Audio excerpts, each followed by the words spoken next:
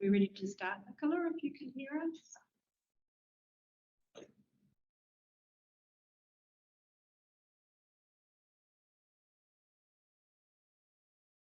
Nicola? She's just confused. Technology is quite nothing works.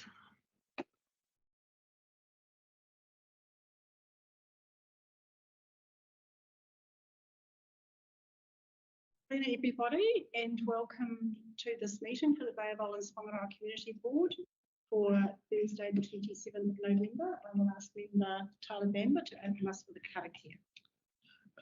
Ki te mahi me te ngāka o aha, me te whakamahi ngā pukinga me te mātauranga I roto I ngā wānanga me ngā whakatonga kia whakatūria e te tahi hapore e matati kāna. E tū kotahi ana ka mutu ka whakapiki anō I te oranga o tātou rohi ka whakatau anō I ngā take o te rohi I runga I te tika me te ono. We ask that through the board's discussions and decisions, the representatives elected may advocate on behalf of the Bay of Islands Whangaroa community with aroha, imagination, skill and wisdom to achieve a fairer and more united community that enhances the well-being of the community and solves the community's problems efficiently and effectively. Just so you know who's in the room today, we will go around and introduce ourselves and the positions that we hold, and I'll start with Councillor Ford. Good morning, everyone. My name is Anne Ford. I am one of the two councillors that is appointed to the Bay of Islands Whangaroa Community Board. I don't vote at this level, but I'm here to provide advocacy. Lovely to see you all here this morning. Thank you. Kia ora, my name is Alexander. I'm a member of the board representing Whangaroa Subtitles. Tēnā koutou katoa, ko Jane Hindle tō. My name is Jane Hindle and I come from Russell and I cover Upua, Russell and Baravaku and Hawaii.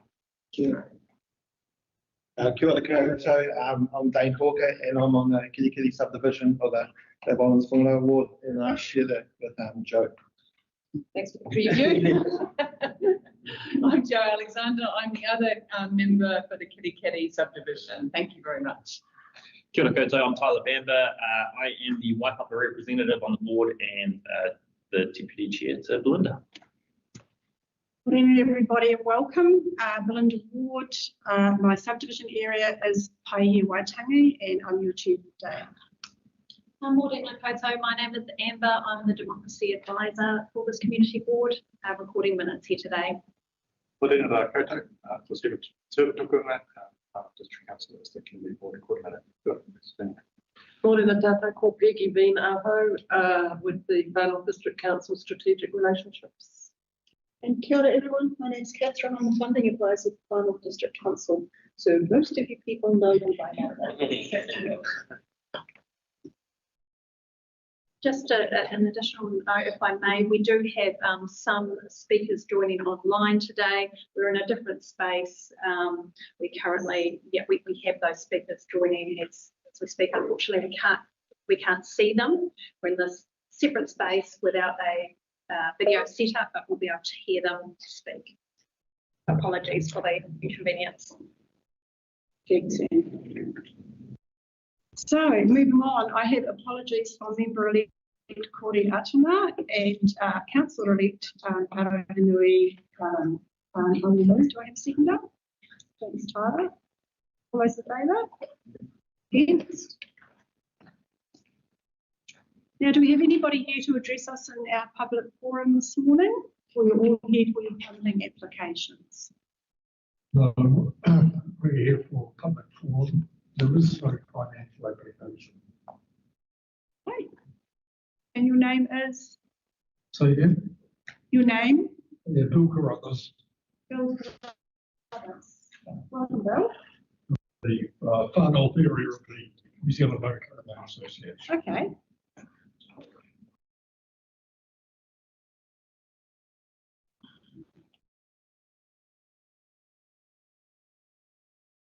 So you have 5 minutes, Bill, to address us. Gentlemen also have I'll just say, and I'm Keith Hinton.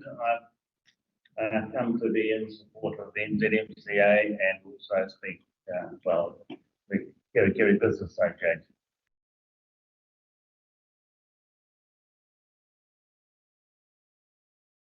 Right.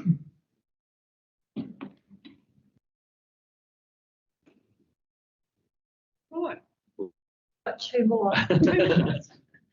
I'm Jim Whangaroa, representing our Kerry Community Charitable Trust, and I'm here also to speak in regards to chemical and waste situation. I'm Dave Tag. I'm here to support the Kerry Association. Sorry, what was your name?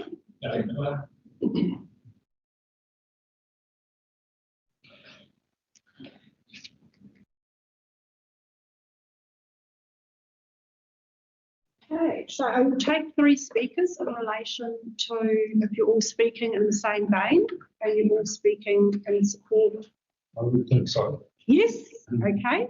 So, Bill, you are up first. You've got 5 minutes to address us. No, with the permissions board, I would like to speak while seated. Yes. I am diced, sliced, and stitched. As at yesterday, and I had to keep my leg up for 3 days.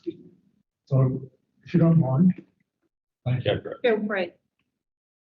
My objective today is to inform this board of the Far North Committee's commitment to establishing a dump station back in Kerry. The matter has been going on better part of 18 months. It is with council, I understand with the infrastructure committee, but we as our committee have received very little feedback as to what's going on. Over the time, I have submitted a number of sites for consideration. They've all been, from what we understand, turned down because we have heard nothing. The committee has considered everything we've put together and they've come up with the best solution as far as the NZMCA would be concerned, and that is a dump station established in the new sports function facility out of Waipapa. My objective today is just to give you the data because you are going to have say in the decision. And we would like this thought to get through the bureaucracy to be part of the consideration. So we're not asking for a decision or anything like that. It's purely to get you aware, seeing as the council, the board here has changed since we started. So that's the objective. I've got copies of the document. I'll leave here for you folks to have a look at in your own time. We make the following points for support of a dump station established out at the Bay of Island Sports Hub. Firstly, State Highway 10 has already been modified. So facilitating traffic movement has already been taken care of. Sewage disposal and non-potable water facilities already exist there. There's a large metal area which will be potentially developed as future car parking, in which it is easy to maneuver big vehicles, caravans, 8.5 metre buses, whatever it is. Accessing the metal area does not impact in any way on the existing car parking, bus parking facilities that already exist. And the location meets the reported criteria outlined by Tanya Proctor, who we understand is the FNDC head of infrastructure, in the following ways. There is no neighbours homes in the vicinity. The middle area provides adequate room for vehicle movements. Non-potable water is available. There is already existing holding tanks. There is room on the northern side of the middle area to establish a dump station and holding tanks if additional tanks are required.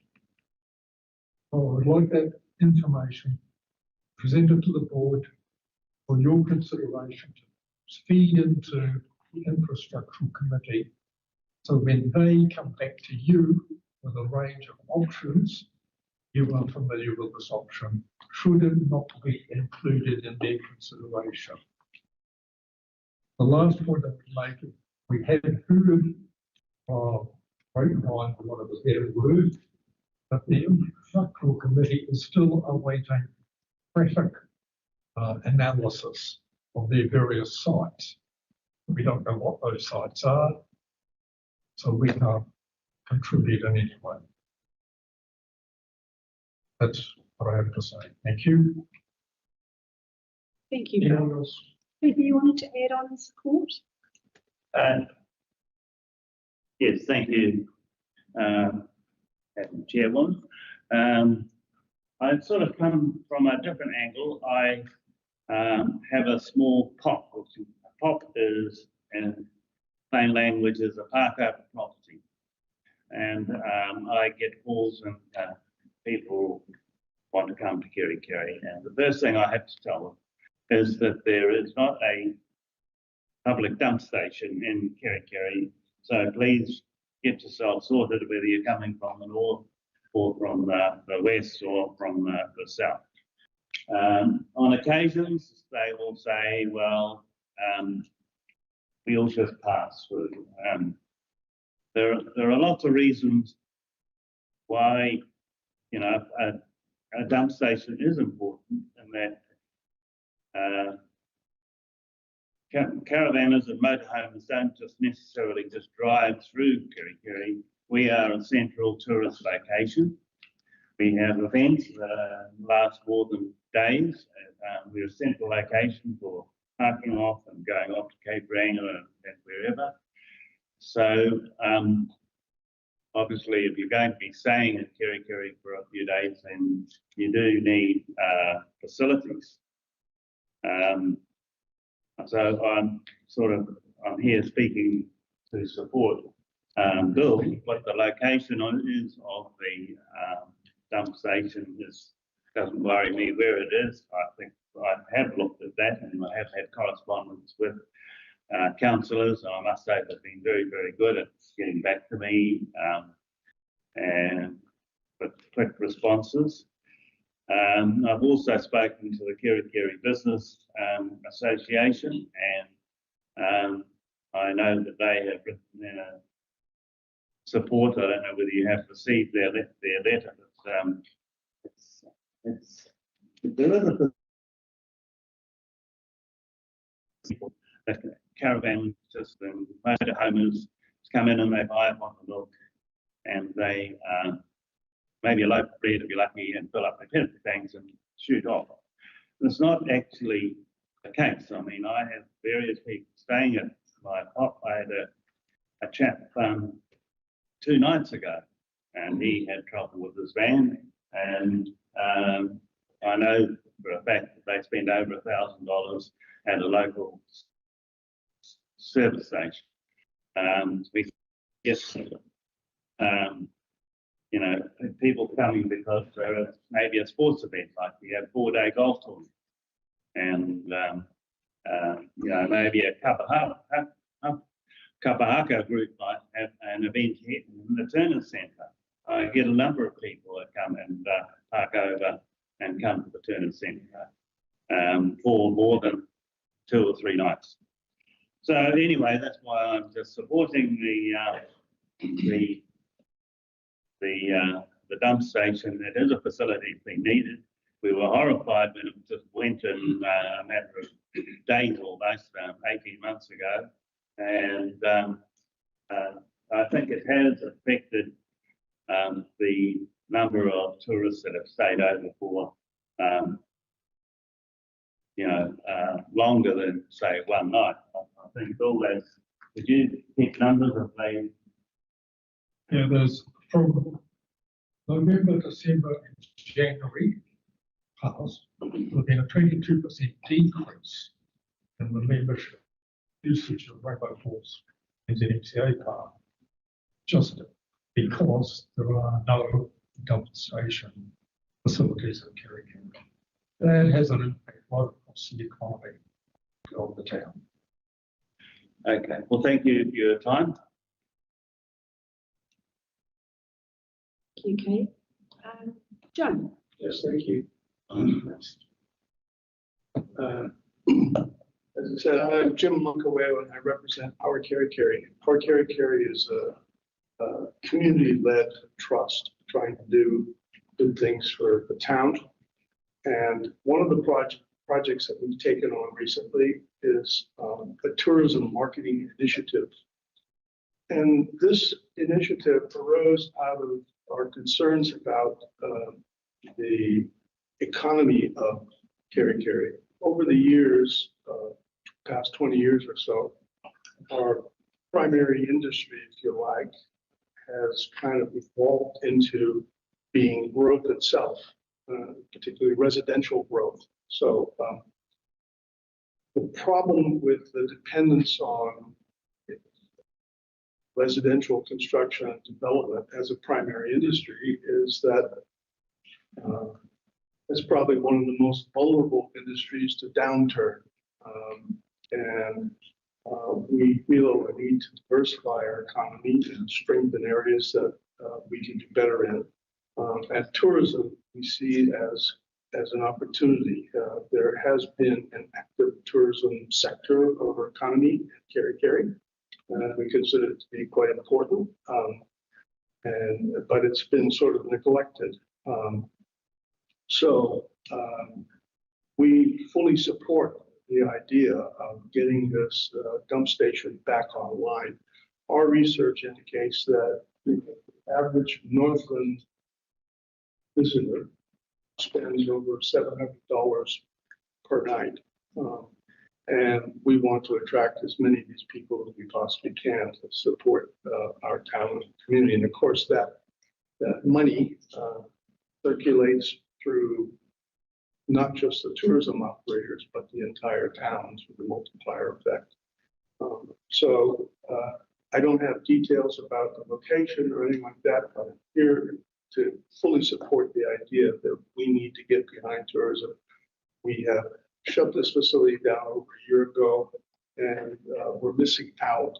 And I think it should be taken as a matter of urgency that this thing needs to be restored. So thanks very much. Thank you, Jim. And we do have a little bit of time. So, Jade, do you have anything you wanted to add to that? You're welcome to speak.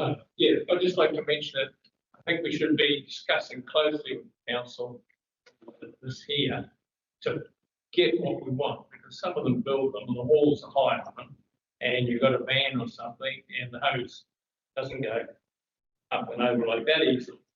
And so we need to get some levels. And the best thing to take a long-term point of view is have it in the middle of a strip. And then you can have a vehicle on one side facing that way emptying, and then have one come the other way, or both going together. So I just think if we could get some a little bit of time to try and discuss some of those things, because it makes a huge difference to what we're trying to do. Thank you very much. Thank you, and thank you all for coming and presenting to us this morning. There is a report I'm aware of that is due to come to the board. At this stage, we haven't set our meeting date for December. It's likely to be the 17th. So if you want to diary that, if we're going to be around, hopefully that report will come through to us. So we can't promise anything's going to happen overnight. These good things that are worthwhile always take time, as we know. So thank you. We don't have any deputations this morning. Feel free to leave, or you can wait and listen to all the funding. Madam Chair, I have some questions. Excuse me for a minute. I'm going to chase these gentlemen out. Yes, sure. Ask them to chase you because she has consensus to be. Yeah, is that best done in front of? Should we actually listen to the answer so we I want to hear. Sit down. I've got a couple of questions. We're going to take gentlemen. We just got a couple of questions. I've got 3 specific questions because I don't know if they'll be covered in the report when it comes to the board.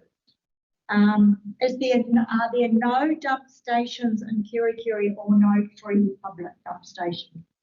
There are dump stations tied to private properties, Yeah. but you've got to basically be like a campground. You can't pay a casual fee and go in and use them. But there are no public ones. And There's all right. the nearest dump station, I've put some inquiries, is the Bay of Islands Holiday Park, which is on that Pocatona Road. And they're happy to have, in fact, I promote it. They're happy to have public caravans going there at a cost of $5 a dump. What's the likely demand? Can you give me an indication of, are we talking about 1 vehicle an hour, 1 vehicle a day? You know, just, I'm not going to hold you to it, it's not worth the time. That would be a totally hypothetical figure. Yep, that's fine. So I can give you a hypothetical figure, given that currently there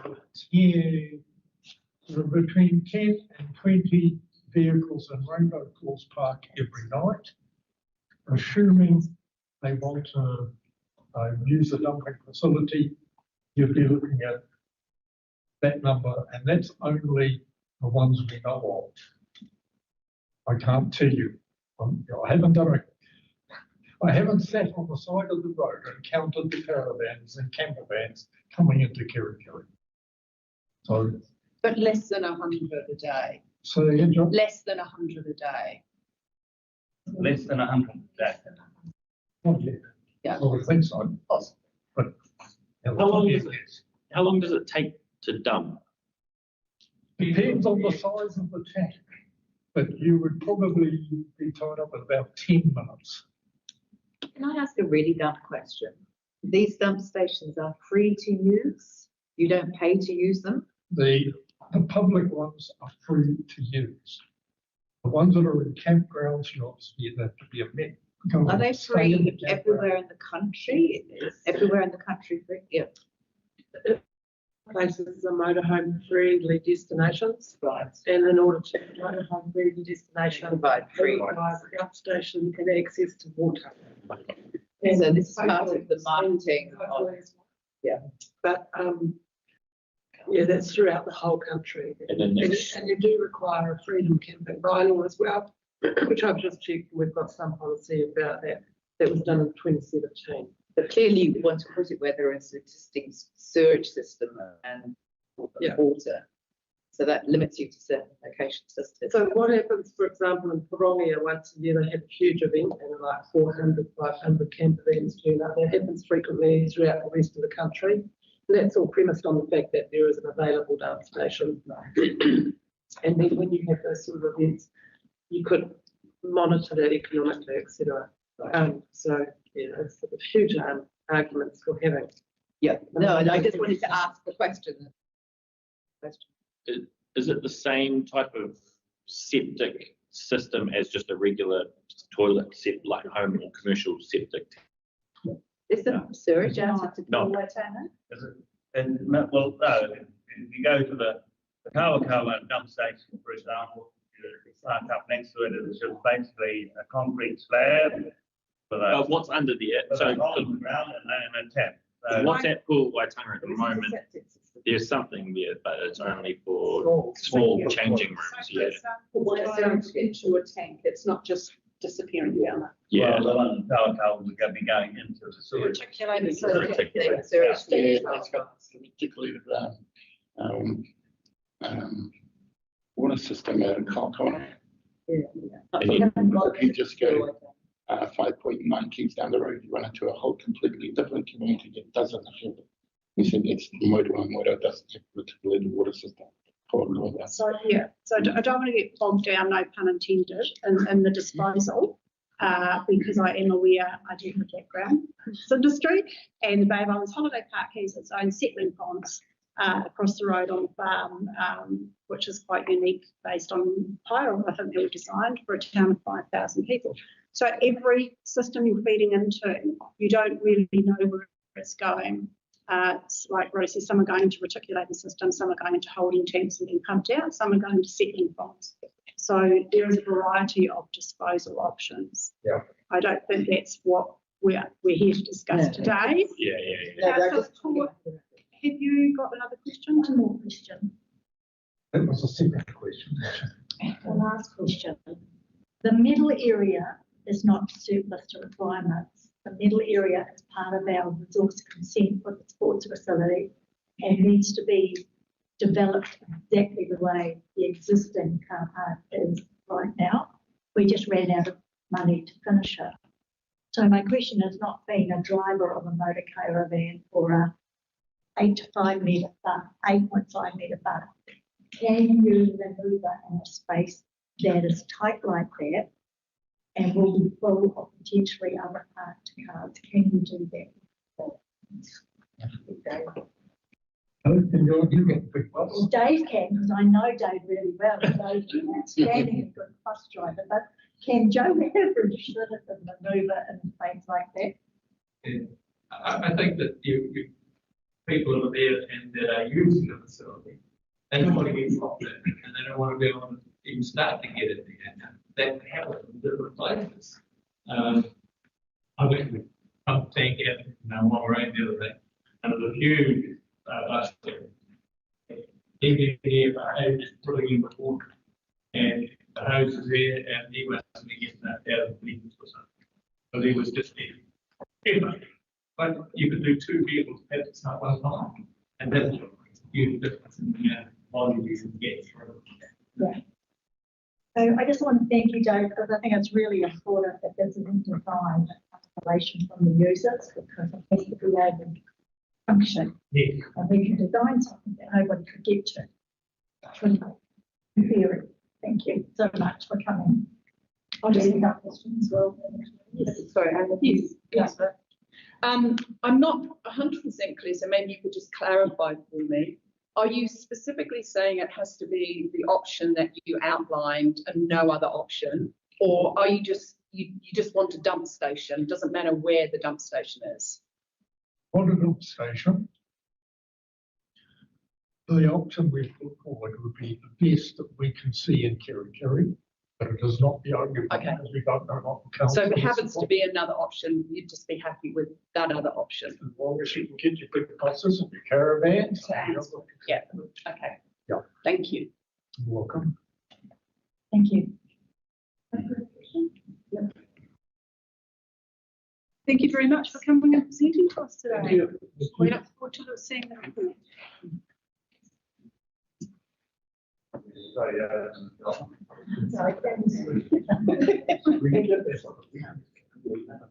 Right, so moving on, we have no deputations today, so we'll move into our funding applications. Yes. Next up, we have Jessica Timmins online. So we'll be hearing Jessica but not seeing her. She's here to speak for the School Start First Impressions, which is on page 148 of your agenda. And the additional information is on page 253. Jessica, can you hear us? Please. You might need to unmute Jessica if you're there. Jessica? She is still showing us off. Hello, can you hear me okay? We can. You last had us. Yes, we can hear you, Jessica. Oh, great. Thank you. Welcome. We've got your application here for School Start First Impressions, and we've got 5 minutes to speak to us.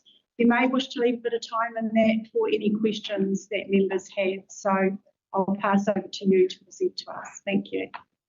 Thank you. So I'm speaking today on behalf of the charity School Start First Impressions. We were actually featured on 7 Sharp this Tuesday.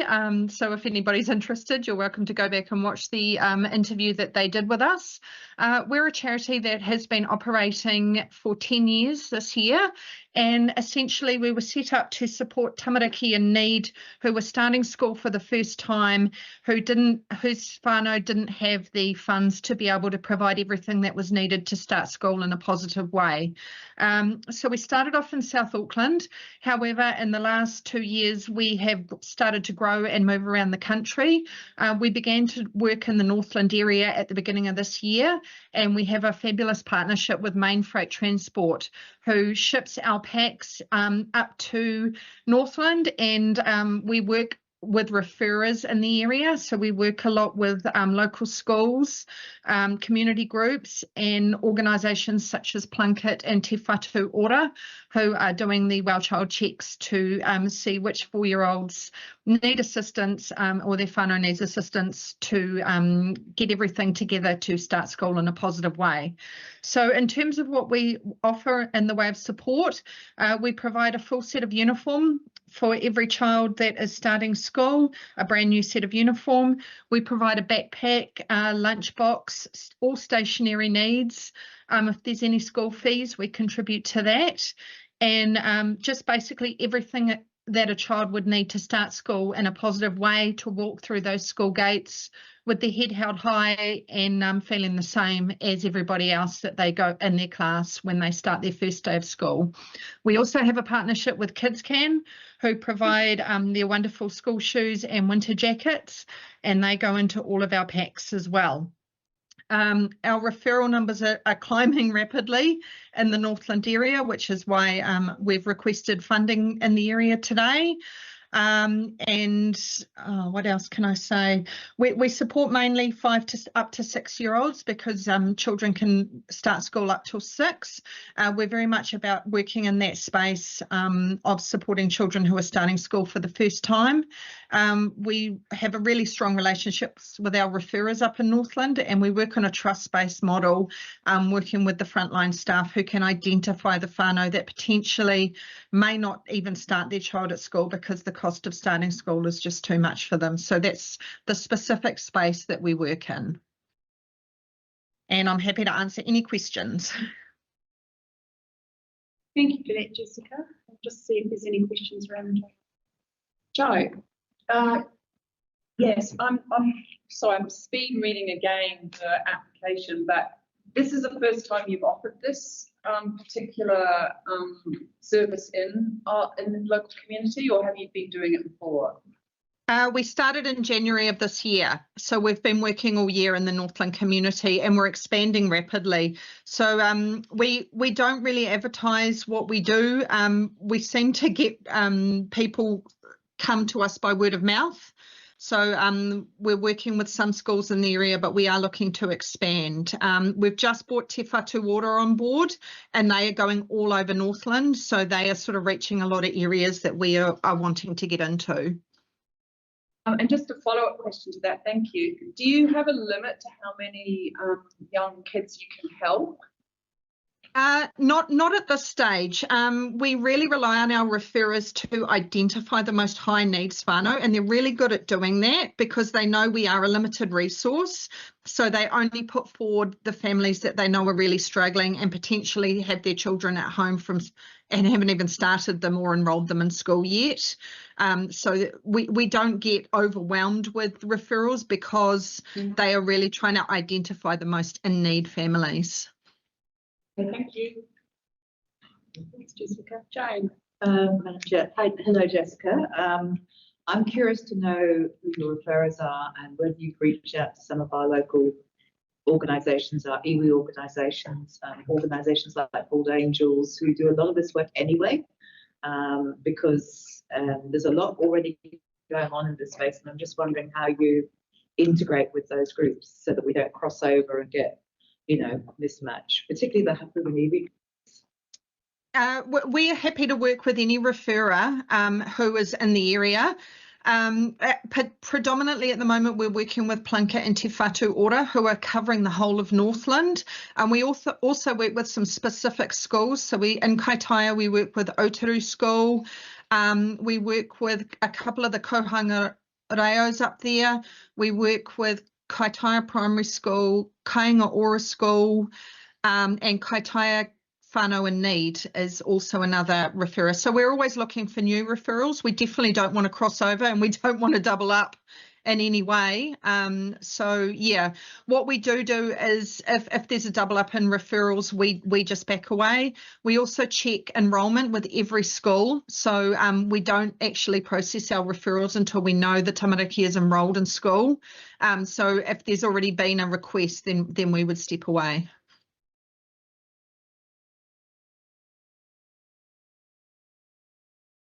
Yes, Tyler. Sorry, my computer just. Hi, Tyler Bamber here. My questions are, how many kids will this funding support? And is this likely to be an ongoing annual need for funding, or is this a one-off top-up type need? So how many tamariki we can support depends on how much the funding is that you decide to give us. And it is an ongoing project up here. We are taking on new referrers all the time. So we approach a number of funders to help us do what we do in the Northland region. So the number of tamariki we can support really depends on how much funding we get. I mean, we've got a recommendation here of 2,500. Yeah, so that would support about 30 tamariki into school with everything they need, including 2 sets of uniform. Thank you.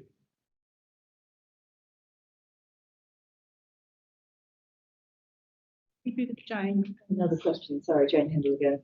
I understand that you have a relationship with Mainfreight, which is awesome, but have you also thought about sourcing locally so our local businesses get the benefits?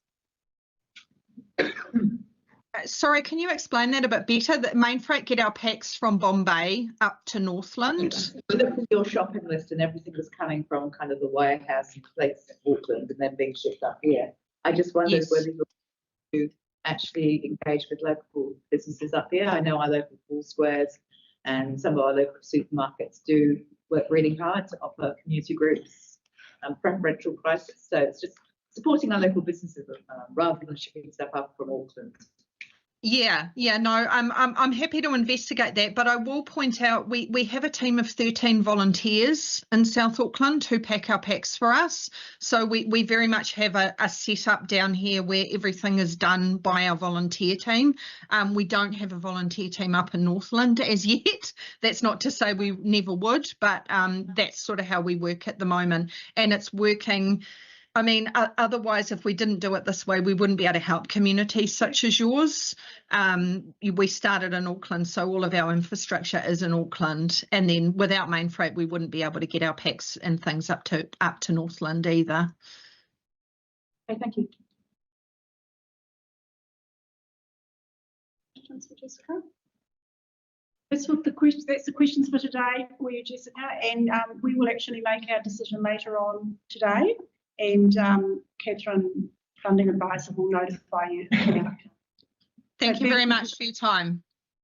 Welcome. Enjoy your day. See you. So I'm now moving to Cruising Bays, Leanne, on page 77, and the additional information on page 38. Welcome. Thank you. I'm the Caster Secretary and Committee for, excuse me, Cruising Bays. There's also a volunteer committee member for Cruising Bays started in 2023 with the idea after COVID, of course, that shut everything down. We thought of an idea to bring people back to the area, to the region, and to show them, this is a great place to come to and holiday to. So 2023, we're going into our 4th year in 2026, and a group of 6 of us that volunteer our time. And of course, being events, it's quite hard to pay for everything, basically. So we're here in our application, we're here to look at getting help for traffic management.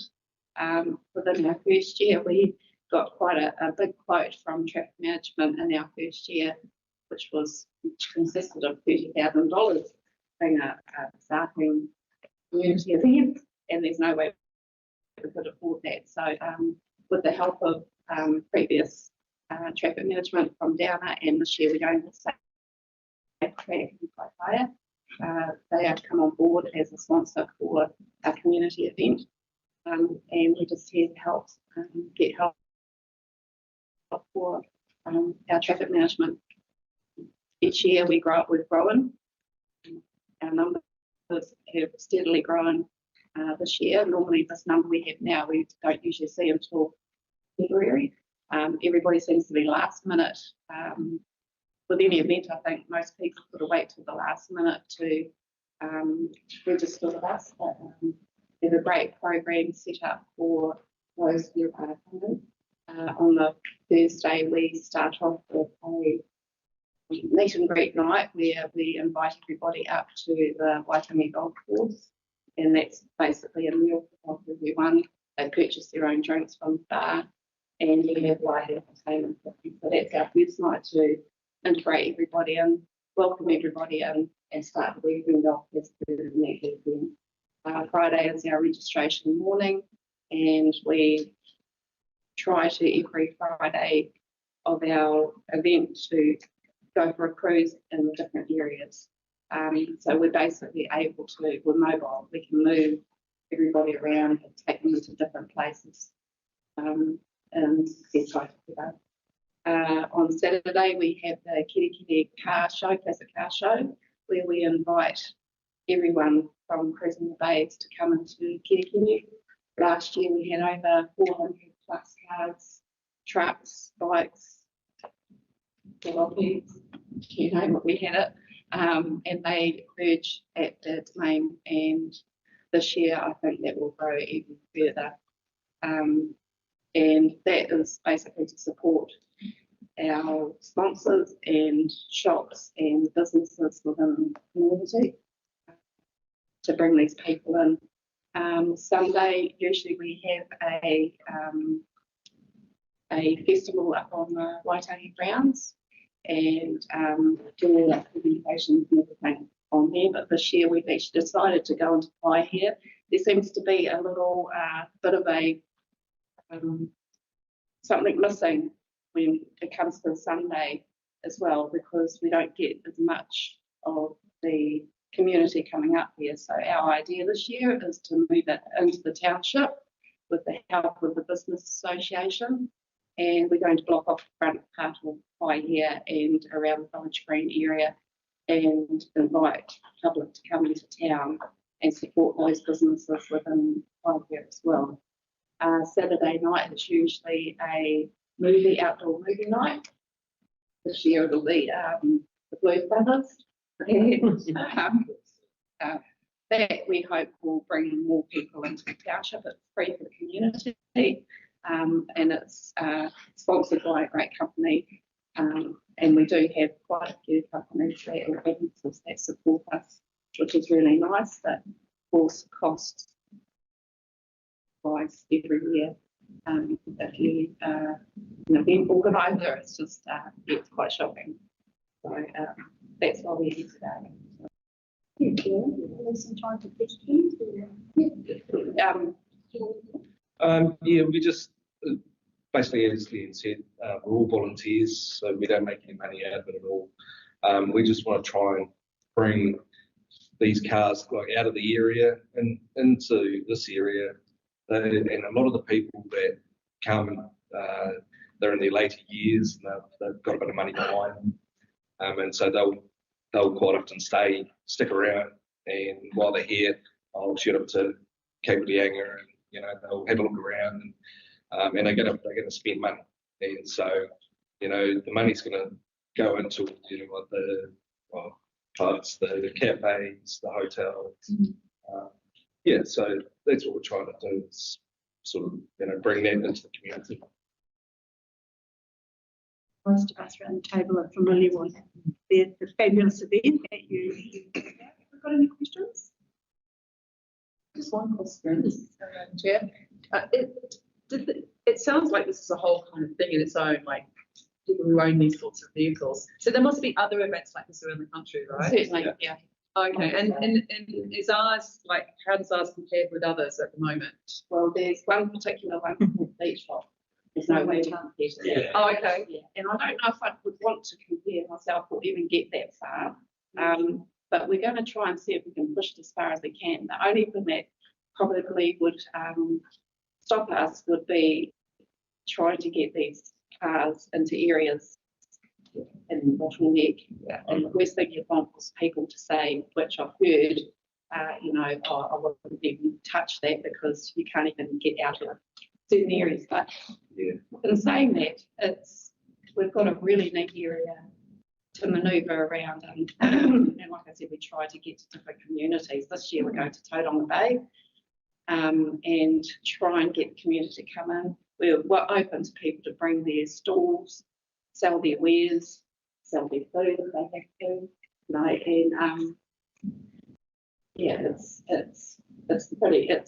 it's pretty mind-blowing actually. I've never done this before, so 4 years I've learned quite a bit. So, cool. Thank you. At the end, firstly, I just want to say congratulations on.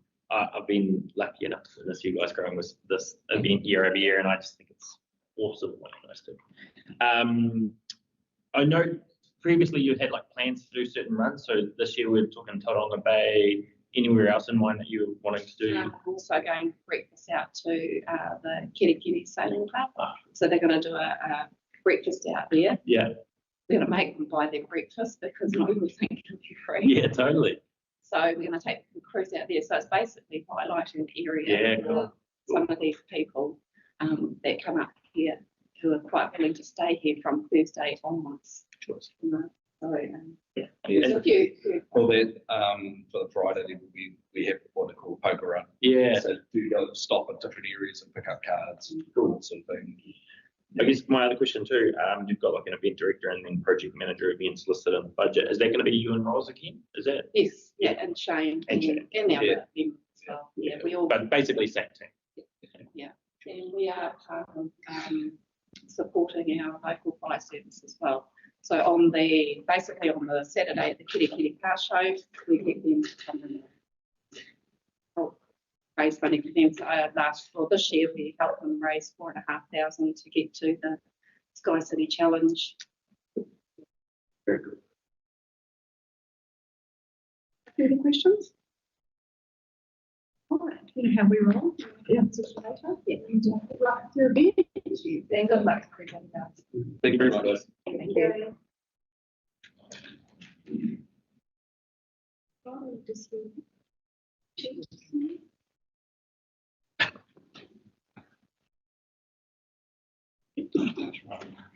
Okay, so next up we have Nikki Curtis and Sarah McDonald. Nikki and Sarah, speak to us for Timana Anaku from here. This is the most I can do for you. You're not going to do so you know how we get right.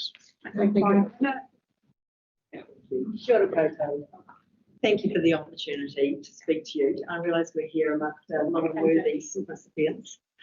My name is Nikki Curtis. Kirikiri's been my home for most of my life. And my husband and I have raised our family here, and I know a few of you from wearing other hats in the community over time. So I have most recently been a volunteer up at Hilton Forest, and to my horror, I realised that I can't actually manage the terrain up there any longer. So I was thrilled when it became obvious that there's actually a conservation project much needed right here in the heart of Kirikiri. And so that's what got me started on this project. I met up with David Rees, who's the leader of our team. He's not able to be here today. And conversations started back in 2022 with Ngāti Rehia and DOC and Kiwi Coast. So Sarah Stokes here with me. We're both on the governance group of our volunteer team, and we just want to share with you what we're all about. So Te Hautu actually means weaving nature's song to restore our future. We were gifted this taonga by Kipper Munro as a result of a naming workshop that our team has been through with him just recently, because Ngāti Rehia are, of course, key in the vicinity, and we're working closely with them to try and restore the area.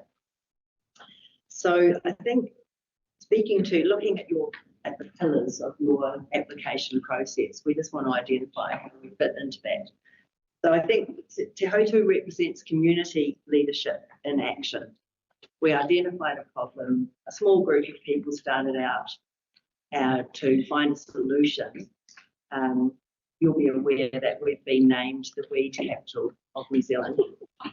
So I know, well, that's been quite a public identification process. So that was one of the drivers. But alongside that was the realisation that bird numbers were declining rapidly. In fact, you could walk along the river track and really not hear much bird song at all. So that was the key driver at the outset, was to bring the birds back to the basin. So the project so far has really been built on self-reliance. We've managed to network with other allied groups. We don't have any overheads. We've got no paid staff. We've just got good data and organisation systems and some really committed volunteers. So since 2022, we've already contributed over 1,000 hours of mahi, and we've removed close to 2,000 predators in that time. So 5-minute bird counts, which is one of the ways that we track our progress, already show that our bird numbers have doubled in that time. So it's really exciting progress. We aim to grow the volunteer program through school projects, community workshops, citizen science, really. We're trying to make conservation fun and just engage with the community. The river tracks, I mean, most of you will have walked those tracks. They're extremely accessible. You could get a wheelchair along there. But we don't have a lot of locals currently using the track on a regular basis. It's a key tourist spot, and we want to enhance that. So our long-term vision is pretty powerful, I think. We want to help with monitoring cameras so we can really nail the rodents that we're trying to catch.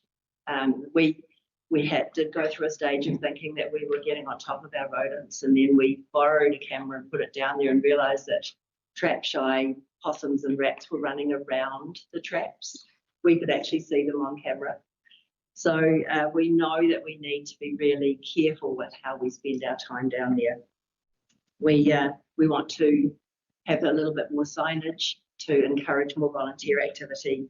We need tools for weed control, and we also need bait. The bait is actually quite a costly addition to our budget. So our goal is that the Kirikiri River Basin, from the Stones Floor, from Koriripo through to State Highway 10, will become a really vibrant, healthy, restored area. And our vision is that we will have Kiwi roaming in the basin area again. We know they're at the golf course, but at this stage the corridor is not safe for them to move out of that very small area. So imagine taking your grandchildren into that area at night and being able to see Kiwi roaming there. I think it's a very feasible goal. With predator-free 2050 not that far away, we're aiming to take our project that far. Sarah's here to add to that. Hi everybody. I just wanted to add a little bit of what my experience has been out on the Whangaroa Peninsula where we have fun. We've worked quite actively over the last 5 years with Kiwi Coast to do a lot of trapping out there, and I'm sure be aware of the Kiwi population out at the end of the peninsula. We're right in the trapping zone, they call it the kill zone, and it's been really astonishing, the change in the last 5 years with that consistent trapping program happening, and I really believe that we can do the same thing along the river in town. And what we need to be able to do is to get more people involved with us. Just to talk to the T-shirts for a moment, one of the times that we have the most community interaction with people is when we're walking along there trapping. You always run into people walking there, and it'd be great to be able to be identified to them and have our group name getting out there more broadly for people to feel that they have interest and access to us, I guess. I think part of my inspiration was not only the experience that I've had on our farm, but also what I've seen happen in Wellington. And I just don't think that it's a goal that's too lofty for us to have, that we can be bringing that level of native bird life back to a small community like ours, but we need to have community engagement. So yeah, I think that's probably all I've got to add. But if we just go back to the map that Catherine just showed, oh yeah, this is really key. So it identifies that the central Kirikiri area has literally got no other conservation projects in play. So they're happening around us, but not right here in central Kirikiri, which is where the need is really vital. And I think if we can become known as a restored area, we're not only providing an example to other communities, but we're enjoying the benefits of that within our own community. Thank you. Well, that is time, but I will take a couple of questions in between you done. I had a walk through the track a couple of weeks ago, and it was quite great to see all the traps everywhere. And I'm just wondering, someone's in there cleaning out Taiwan cherry as well. Is that something you guys do as well? Yes. That's great to see. We'd like to expand into more weed work. We don't have the numbers to do that on a regular basis, but we have recently joined forces with another group that were running a few traps on the south side of the river. So those traps have now come into our network as well. So yeah, we're well underway. That's awesome to see. Yeah, then we've got something like 150 tracks so around the place now. So yeah. Madam Chair. Just to say, this is awesome, the big gap in the middle. Please encourage you to talk to the other groups. And where I come from, we have a very active Couples Would Be 2050 group. Yes. Fletcher will know all about it over there. Just have a chat with him before you leave. Yes. And everybody's really supportive of all the other groups. And we've got Bush Bay Action, Catherine. Yeah. Yes. So yeah, just yeah, thank you. No, we're working pretty closely with Dean Wright. Lovely. And the an amazing resource. Cool. Everybody's working together, so it'd be really good to have Kerry in there as well. That's right. Yes, and all of those groups have their territory that they're working on marked on that 2050 map. Yeah. And that was part of what really shows where that big gap is up. Yeah. Congratulations, what a great cause. I love that area. I think it's a jewel in the crown of Kirikiri, and every time I have guests to the area, I always take them down to Rainbow Falls along the tracks where I can, because it's awesome. I didn't know that the bird songs were decreasing. What a worrying sign. It's great to hear that you've got this measure of success on the 5-minute bird count. What other sort of measures of success are you sort of looking to sort of get track of, I suppose, along the way? So, and then how are you going to keep being how are you going to keep doing this towards the future, or is this funding we're likely to look at time and time again, or is there other sort of future proving that you can do to kind of keep this going? Yes, Yeah. So at all of the community groups that we've just had mentioned, and including us, all use an app called Trap NZ. So all of our data goes on there. Kiwi Coast also uses that, and that's what all of the data virtually all over New Zealand gets logged on there. So every time one of us goes and clears a line, we put down whatever we've caught. And so that's where we were able to come up with those figures for how many boats and so forth we've caught in that time. So that's a really great measure of what we're doing. In terms of the sustainability of the project, we've recently organised this governance group, and we hope that with an expanded group of volunteers that will, you know, continue to just roll over and flourish, because we don't want it to be reliant on any one person doing it, which David had started had pretty much been stood the whole thing up on his own and done an enormous amount of work. I think also because we work in Kiwi Coast, and they certainly help us with advice and that sort of thing. That's another way that is going to sustain us into the future. Cool. Yeah, and in terms of finances, we would like to do the T-shirts as a project that kids do at school and have them for sale, and hopefully have them be cool and funky and something that people do want to own. And that again makes them feel proud of being part of the local project. So the T-shirt project will be hopefully the source of funding ongoing. Yeah. And as we get more known in the community, I think the results will speak for themselves. Totally. I didn't even know you guys were doing this. So. Yeah. So I think we aim to make this sustainable into the future, and we hope we won't be back asking for money. Yes. Because this might be enough, hopefully, to get us to the next stage. Yeah.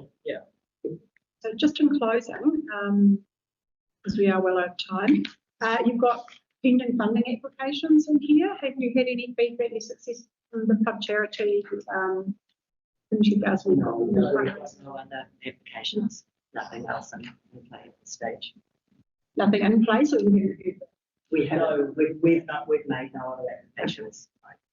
Thank you. Thank you. Enjoy the rest of your day. Thank you.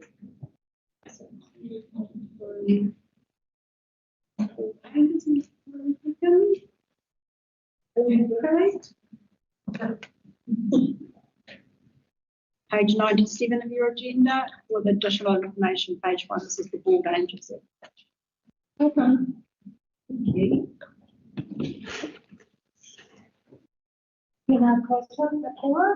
Lovely to be here.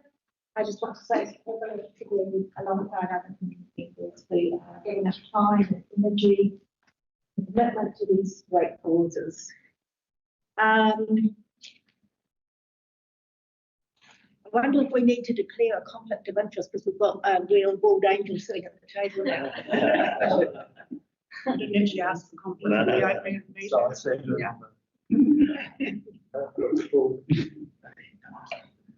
For today's talk, I'm from the Anahira Pakara Bald Angels. This is Kelly Peckham, who is working with us now, helping with the funding and fundraising events. Bald Angels supports vulnerable tamariki to thrive, and we motivate, energise and mobilise the community to get involved to help us do our mahi. We have over 30,000 volunteer hours per year, if you include our crafting groups who knit for us. If you take those out of the mix, we have 5,000 volunteer hours per year just with our core work. So it's significant volunteer hours. What we're applying for this time is support for our Angels Christmas project, which is coming up in 2 weeks' time. We've been doing some heavy fundraising in the last couple of months, as Jane knows. And for the Bay of Islands, Whangaroa area, we have currently 128 whānau registered. So we have 403 across all of Te Tai Tokoro. But I find it a little bit hard to split the numbers because I'm thinking of the whole project. But for this, I've looked at the numbers we have. That's exactly what we have registered in our area. The partners that identify the whānau in need are Turunanga o Whangaroa, Turunanga o Ngāti Rehia, Riverview School, Kirikiri High School, Plunkett, Ngātahini Health Trust, Mid-North Women's Refuge, Hospice Mid-North, ourselves, and there's a little bit of crossover with kaikohi organisations, Ngāpuhi iwi social services, and Chipa Ora for Ngāpuhi. Some of their clients are also living in our area, so we do have a little bit of crossover. When we get all of the referrals in, we cross-check to make sure there are no double-ups, and there often are, or there always are, and we've had maybe 40 double-ups this time, so then we go back to the partner agencies and we say, okay, we've got a double-up here, so we're leaving those 10 whānau here, and you can give us another 10 whānau if you have them, and they are always hands up, please, can we just have more? There's no way we can reach the need or serve the need. We looked at your outcomes and we feel like Bald Angels, Naana Hira Pākara ticks the box for the vibrant, healthy communities and safe and connected communities very much. Connection is huge. We're not just talking about the partner agencies connecting with whānau, although that is very, very important, because what happens when they deliver the kai boxes and gifts at Christmas time is they are empowered and able to build stronger relationships. And in those stronger relationships, the whānau can then be more likely to engage with their services and get that wraparound care that's needed to build some sustainability. There's also all of our volunteers. We have 150 volunteers, and I just want to say that there was a typo in our applications. We said we had 1,500 volunteers at Christmas. We don't. It's a complete lie. We have about 150. So the volunteers report to us that they feel better. They feel healthier. They feel more worthy and engaged in the community because of this opportunity to volunteer. And so that is also leading into our vibrant and healthy communities. And the connection, they meet each other, they form relationships within that volunteer group. Importantly, they meet the partner agencies and they hear from the partner agencies the stories of those whānau, and that creates some awareness and empathy that makes them more able to move around the community, understanding that we're not all the same, that some of us have a lot of privilege. And I think that makes a difference for building stronger communities going forward. I'm not sure what you need to know, so I think maybe if you ask questions and I can address anything that may be important to you. Thank you. Question. Familiarity with education, I think. Can I just speak to, I think her name was Jessica that we heard before, talking about that preschool stationery packs and getting ready for school. That is actually a high need that we are under-resourced to cope with. We've got so many families asking for that on their Christmas list. Yeah. School start. School bags. School bags, stationery, shoes. So you will be reaching out to them, won't you? Huh? You will be reaching out to them. We will reach out to them because yes, if they've got the resourcing to provide that up here, then we are well connected to the agencies who can deliver that. It would also be really lovely if we could set up something here where local volunteers are packing, because like I said before, it actually makes a difference to healthy communities if we're doing the mahi and it's not coming in from somewhere else. The more we can get people locally involved, the better. Yeah, Kelly has taken down their name, I know, and details. You happy for me to email them your contact details? Yeah, that'd be great. Yeah. Cool. But a meeting would be done there, right? Yep. Wonderful. Okay, we'll make a decision later in the day. Definitely. And Kathy will be back to you very much, and all the best. Thank you.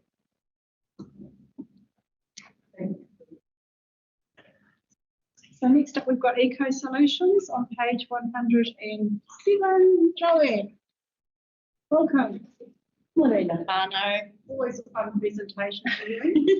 Yeah, as usual, I bought some, it's lucky we plant the most trees of any other organisation. This is our coconut, always paper presentation. I brought a bit of show and tell along with me, so you get to touch and feel what we're talking about. You feel free to pass them along. So, Eco Solutions has been reducing waste at events for the last 30 years. I have been doing so for the last 14, and we're really excited to introduce Wash Not Waste. Eco Solutions had their first station within a year in the far north, and it's an absolute game changer.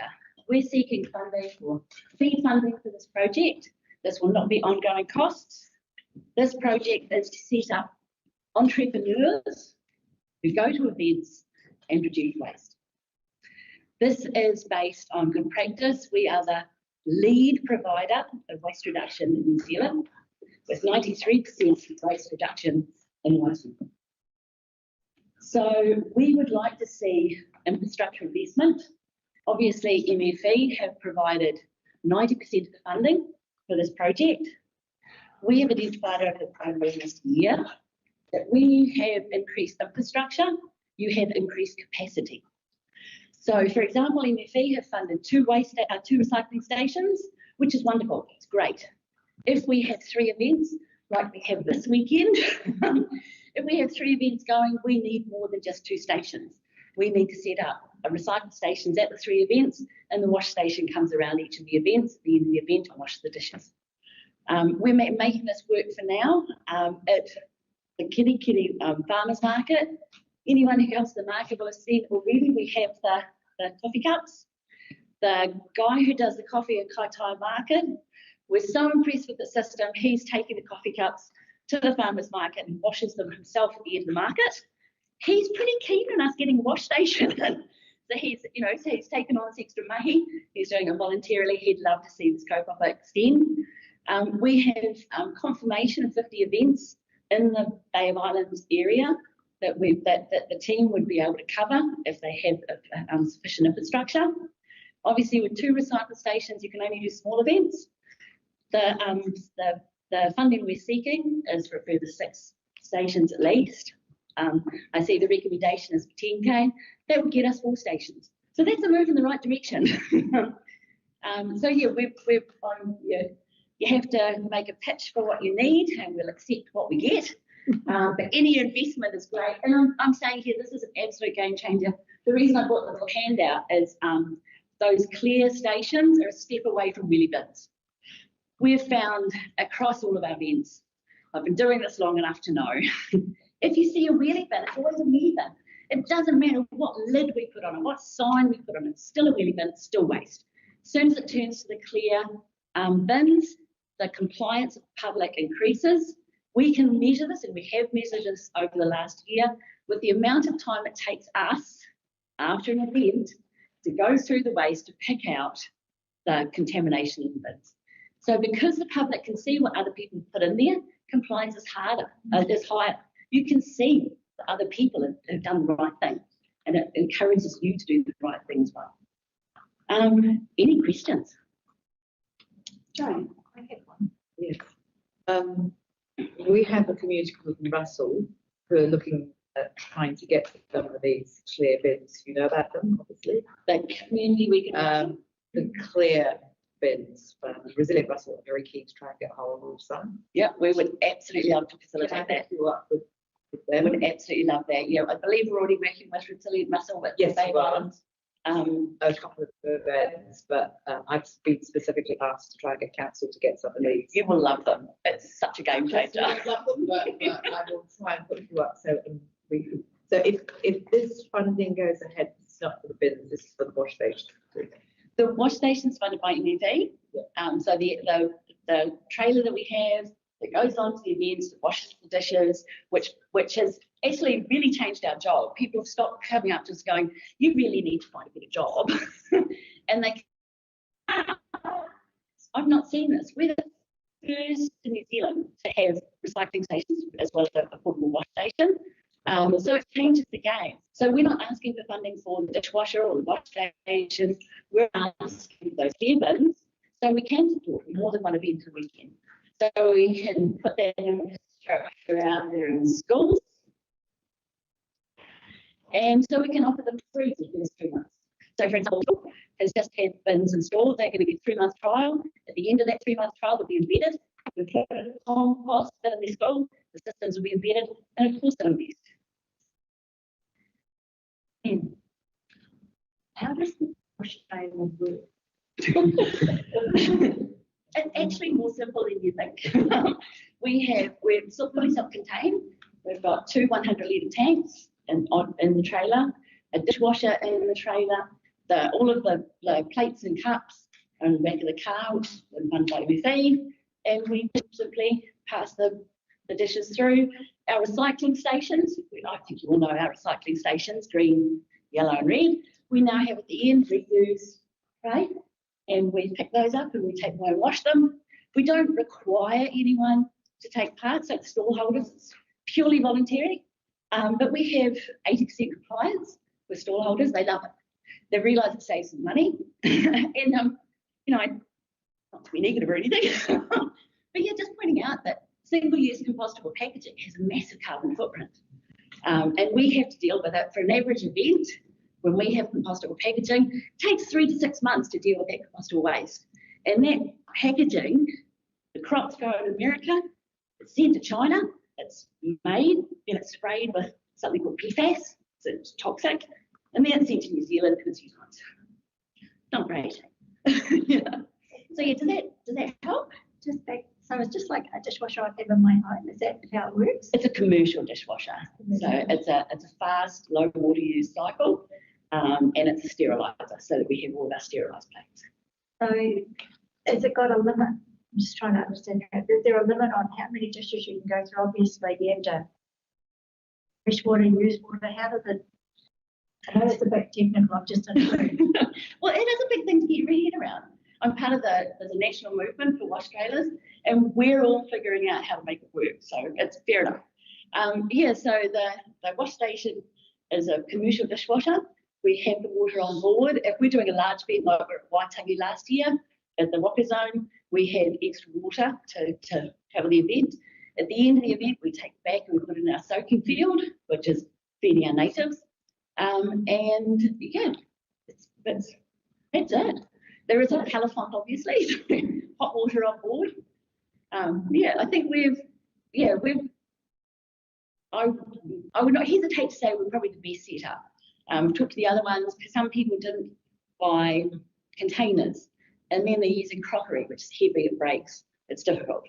Some people didn't get hot water in their trailers, so they can't actually wash the dishes, they have to go home and do it. We've got something that can arrive at an event and reduce waste by up to 97%. Oh, thank you. Thank you. Just out of interest, do you have any people like taking stuff? Well, actually, yeah, it's a great question. When we started this, we were told you have to charge people $2 to use a cup. Yeah. It won't work otherwise I'm not. And we flew in the face of everyone else because we know our people. We've been here a while. If you charge an extra $2 on a coffee, it ain't going to happen. So we do it for free. We have signage that makes it clear that we're the aunties who are doing this, that if we lose cups, we can't continue. And that is why I put some containers into the application, because we do lose some. Yeah. But for over 100,000 cups that have been washed in the last year, we've lost 70. Wow. Wow. Yeah. Well, yeah. Well, Waitangi, we only lost 20 containers at all. We've realised that plates, you're not going to chuck a plate in your pocket because it's got curry on it. But yeah, we don't provide lids, and that really helps because But yeah, we realised most of the cups that have left our circulation, we went around the market and realised all of the stallholders now keep their cups over the week. So when they get there first thing in the morning, they've got their cup to get their coffee and never use cup. These are double lined. We forked out for all double lined. So that means the bowls don't get hot and the cup doesn't get hot, and it actually keeps your coffee hot longer, which is why the coffee dude is such a fan. Because the coffee's better, lasts longer, hotter longer. And yeah, same with the plates. We thought we'd better invest and trust our locals, and it's worked. We own us. I would take these bowls home if I saw an event, and we haven't lost a single one. That shows our community is behind us, because these are great. They cost a quite a bit of money for us to invest in, but the people are so on board, it elevates everything. And you guys charge the event, and who then on charge to the vendors, presumably? We charge the event, and our costs are usually covered by what the event would usually be spending on landfill. So we reduce the landfill to such an extent that covers our wage. And we're not going to be the ones managing the one entity. We're going to be mentoring a kaimāhi group into Te Marae, so that they then can become entrepreneurs. And we've also, sorry, there's a lot to it, but we're also installing compost setups, particularly in Marae, so that when they do an event, they're not having to pay anyone to deal with compostable waste. They take it back, they compost it, and then they use that compost in their marakai, or like we do in mana. Very good. Well, I was clearly fascinated. That's why I tried to keep short so I could take questions. Yeah, thank you. Cool, thank you so much. I'm going to check not that this isn't the place where I lose all the cups, eh? Empty your pockets everywhere. You've got to watch the privilege. Thank you so much for your time. Now, I've got apologies to Melissa. My speaking list doesn't match my application list. So the previous application we had, I announced incorrectly. It actually was to do, obviously, with the Kirikiri River Restoration Project, which we're all aware of. But so I'll get you to come forward, Melissa. Apologies. Sorry. And Melissa's on the Melissa's on the application, but she's graduating today, so she's moved from it. Oh, congrats to her. Okay, so thank you. So this is Te Mana o Ngāpui Kapio Row on page 87 of your agenda. Ia kia katoa, ko tēnā mahana tōku ingoa, lia ngāti kōpaki, ngāti tiara ngāti hine, ngā puinui te iwi no Whangaroa hau. So I am here today I'm here today doing two things that I don't really like to do. It's ask for money and public speaking. But I'm here for my community, so it's not about me. So I'm going to put that all aside. So first of all, I just want to apologise. I believe this is for the Christmas parade in Whangaroa, and for our late application. But also just thanking you all for the opportunity to be here today. And so good luck, and I've heard some amazing presentations today, and some wonderful things happening in our community. So just a big mihi to you all. So the Moeroa Christmas Parade. Today I'm here to ask if you would consider giving us some putia to be able to run this community event. I just want to talk about it's Moeroa Christmas Parade, but there's many other surrounding communities that it's not just one community. I want to talk about how amazing our community is. Moeroa in particular can get a bit of bad press, but I want to say from somebody that lives there, being brought up there, it's the most wonderful place to live in the whole wide world. And why I say that is that we may not have much putia or look at wealth, but we're very wealthy in community and whānau, and have some amazing people that represent our communities, like Taumara Makuku. We have whānau that have received King Service Awards this year. We have some amazing entrepreneurs working out of their sheds, having young rangatahi doing young businesses, doing businesses, and so this event is the first time we've actually taken over to organise. So we're learning along our way what this looks like. It's the reason why our application was a little bit late. But what we're wanting to do this year, if we receive the funding, is to mainly go on activities for our tamariki, for our kaumātua and kuia around kai, having free kai, free water, prizes. We've got local community members and rangatahi that are coming to be our MC. We've reached out to the Māori wardens and the local Manaki businesses. Again, entrepreneurs have been making new businesses, so they're going to do our security. We've had sponsorship from, we've reached out to our iwi and our community to see what they could contribute to the event. Most of it comes in kai, because we're kai. So, you know, we've had a lot of sponsorship around sausages and water. We also wanted to make it a little bit more healthier this year, so instead of the likes of a pie competition, we're having an eating competition, we're having a sandwich eating competition. We're on our application to register stores. We've asked for whānau to only use sour water and not fizzy drinks. We've got our local sportsmen that are on the that are planning a lot of sports activities for our youth. What else are we doing? Ngāti Hine, they offered to do a mama's corner where, you know, mums with their young children.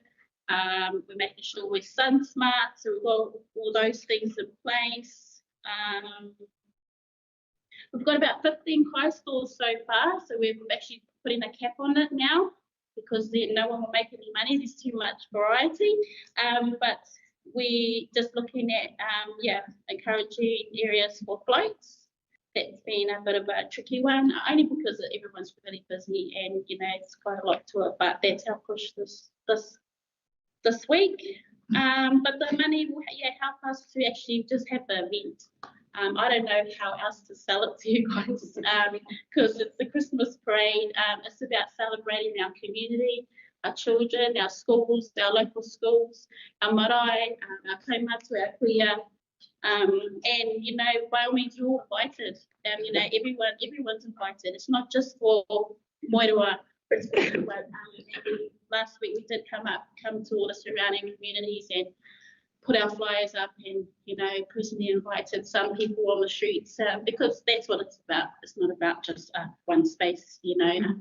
We're all connected, and even a lot of the mahi that I've heard today, that's stuff that we do as well in our normal jobs. So yeah, we're all volunteers. Yeah, we're very, very excited. So that's pretty much it, really. What else to say? We've got the picture. Yeah. Community's going to meet. Any questions for Christian? I don't really have a question, I just have something to say. I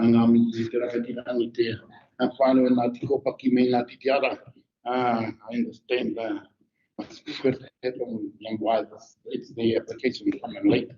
And I'm just grateful that someone actually picked up the kid behind and ran with it. Christmas parade isn't just a parade for Christmas. It's something that draws our entire community together. And if we wouldn't have had to this year, it would have been a terrible loss. And so I just want to acknowledge you and your group who actually taken on that with it and moving on it. Just I think to add to that, I was quite delighted to see the healthy twist come on it this year. Yeah. It was last year when I saw hide and competition. I'm like, yeah, really? so really hats off for Are we the nutrition person? I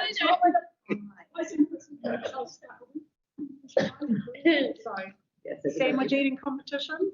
Yeah.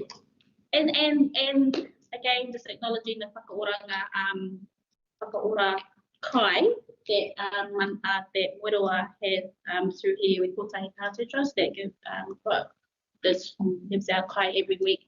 But they are going to give us kai again in order to do the sandwiches and stuff. So yes, there's a lots of beautiful response that has happened, but there's things like the jumpy castle and all that we need money to pay for. Yeah, and actually, sorry, I tell a lie. We've had one whānau that has the jumpy castle business that is donating a jumpy castle as well. So yeah, but we still pay from that one. Yeah. So, And the crocodile as well. the crocodile. Yeah. I'm very excited and nervous too. That first time we've done the Christmas parade. But yeah, it's cool. Thank you. Sure. Thank you both for everybody's patience. We have a lot of applications and speakers today. Eljon, welcome. Long time no see. So this is our Kyo Bowling Club application on page 118. How are you? Good. Very well. Thank you. Thank you. So, good morning, tēnā tātou. Kei te kai hau tua te waka e whahana ki ngā koe. Ki a koe tāla, koe whakatūwhera tō tātou nei hui ki te karakia, o tika, ka mindi, piri ua ki te tangata rongonui, whaimahi rongonui o tēnei tangiwa e roni ki ngā koe. Ka tino ki a tōku whare tātou katoa. So firstly to you, Belinda, as the chairperson, and to the new and returning members of the board, I'd like to take this opportunity first off to publicly acknowledge Roddy and to congratulate you, Roddy, for receiving a local hero award for your services to the communities across the board and beyond.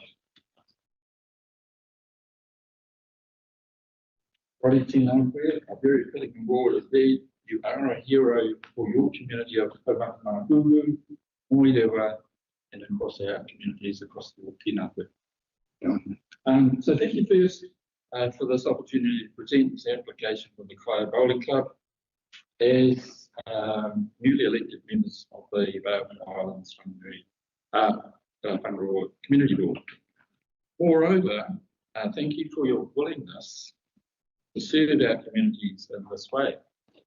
It can be a thankless job. Just last week, I had the honour of hosting a morning tea in Kyle for our long-serving board member, Bruce Mills, who retired from this board after 20+ years of dedicated service to the board. We acknowledge the challenges of the role spanning this period, the never-ending morning, afternoon, and evening phone calls we'll expect to receive about all manner of things affecting the residents and ratepayers, emails and face-to-face contacts, and the efforts way and beyond all of this role. It was thanked by all who attended the ceremony.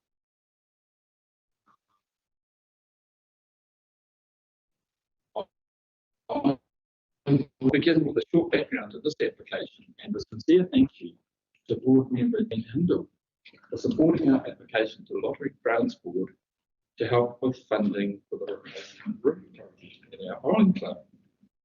Funding was approved for the full amount we applied for, $29,320, which obviously raises the question of why we're applying for more funds from this board, which is priority this sort of funding. I could take a minute to explain that the full cost of the replacement roof is $33,320, as you'll see from the quote. As a club, we plan to show our own contribution to the overall cost by setting aside $4,000 from our own reserves and fundraising to bridge the shortfall, recorded with improve our chances for the lottery's grant pool as well, to show our own contribution. At that time, we had a bank balance of $8,000 with the ANZ. However, shortly after we submitted the lottery board application, as an umbrella project for the Whangaroa Community Trust. We received a quarterly rates demand from the Whangaroa District Council, unexpected because I'd just taken over the food role, and a bill from the, that was for $1,052, and a bill from the accountants for $1,750. A day later, we received a request for fees from the Centre Bowls North for another $450. And as it would happen, our water pump chose the same time to break down. We were placing another large bill to repair and replace that. These amounts have bitten deep into our reserves and diminished our ability to come up with the $4,000 contribution we had planned to make towards this project. So we've submitted this application to the board and I hope that you may be able to help us. But as a concluding comment, I'd like to highlight the importance of the Kaia Bowling Club and the value it brings to our little rural community of Whangaroa. The club is more than a bowling club for old people and serves as an important gathering venue for a wide range of users, including but not limited to birthdays, anniversaries, morning tea after the Anzac Day service, a meeting venue for a range of groups, social events and functions, for funeral services, and reception teas and drinks after services. This is very typical for our club. But the club also serves as a venue for the weekly Wednesday night pool club. It has a large following and is a lot of fun for even the poorest players. And the Friday night Twilight Bowls brings local business houses, residents together over the summer. The club hosts fortnightly housing evenings on Tuesdays as fundraisers for various groups. And the chess club is about to start up on Thursday evenings. And then, of course, there are the many bowling tournaments and events. After all, it is a full bowling. Some of our tournaments bring visitors from across the region. We have a host of annual tournaments over the summer season. During the winter, we play indoor bowls on our club nights. And over this past weekend, it'll feature tonight's Northern Age. We hosted the very first kids tournament that drew 6 teams. It was hotly contested by 13 to 16-year-olds. The final saw an all-girls team take on the boys, yet another demonstration of the reach of the club across the community, from young to old, with people from all walks of life. As I said, Kaia Bowling Club is the happening place in our small community that struggles, and it truly embodies the Kaia town model on the sign as you enter the town. Small town, big spirit. Happy to respond to any questions. Questions? Jane. Thank you for answering my question. My question back to you is, you are GST registered, correct? Yes. So your quote includes the $4,000 that you're missing is actually GST. According to the quotes, it's 28,978, and then the 4,300 is actually just GST. Yeah, I think you've got your money. That would be great. Because you've got 29,000 lottery. So there's a $4,000 shortfall. No, that's just the GST. Yeah, but they still have to pay the GST. Just the lottery. Because they claim GST back, they're GST registered. Don't look at me, I'm not the accountant. Well, no, they have to pay it back. They're the government. They have to pay your GST back. It's the law. Yeah. They can't keep that money. Okay. Yeah, speaking for the. Well, you put a GST number in your application. So, yes, we are GST. Yeah, and we do so, claim. So you will claim that GST. Catherine. Yeah. Do the lottery. The issue.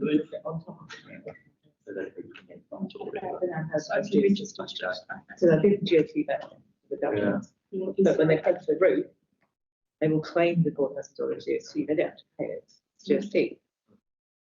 So the lottery's money covers the 29,000 for the route. Yeah. So I think you've got all the money, Elgin. I think that was the point. Yeah. That's a good one. So can we maybe discuss it later, but we will get Catherine to sort out the situation. The issue for us at the moment is we don't have the 4,000 to pay up front, but some lotteries pay that. Yeah, but they've got to pay the GST back of the lottery's money. So what he's saying is they have got £4 grand to pay for the roof, and then they've got to claim it back. So they've got a cash flow problem. Yeah, we'll discuss that. Joe, yes, I have a couple of, I'm not really familiar with your, and thank you for giving us one background on it. So when other community users use your hall, do they pay for that privilege or you give it just a call house? We're pretty loose at, we're really supporting our community. Yeah. Whangaroa, Kyle, there's a lot of challenges, there's a lot of struggles in our little town. The Kaya room are really breathing a bit of life and vibe into much needed into our township. A big gym as well. We do have 2 community halls. Again, one in the township. Good to know. And is it an old building, John? Is it? It's it was built in the 60s. Oh, right, okay. Yeah. So it's young as prime. And does it have other maintenance issues apart from the roof, or is that the most pressing issue that you're dealing with? That's the most pressing issue. Yes, we fundraised last year to replace the carpet. Okay. But of course the roof fixed just off the lead. Otherwise, the carpet's wasted again, isn't it? Yeah. Okay. So you just got one quote here, I see. Just one quote? Yeah, I'm sorry about that.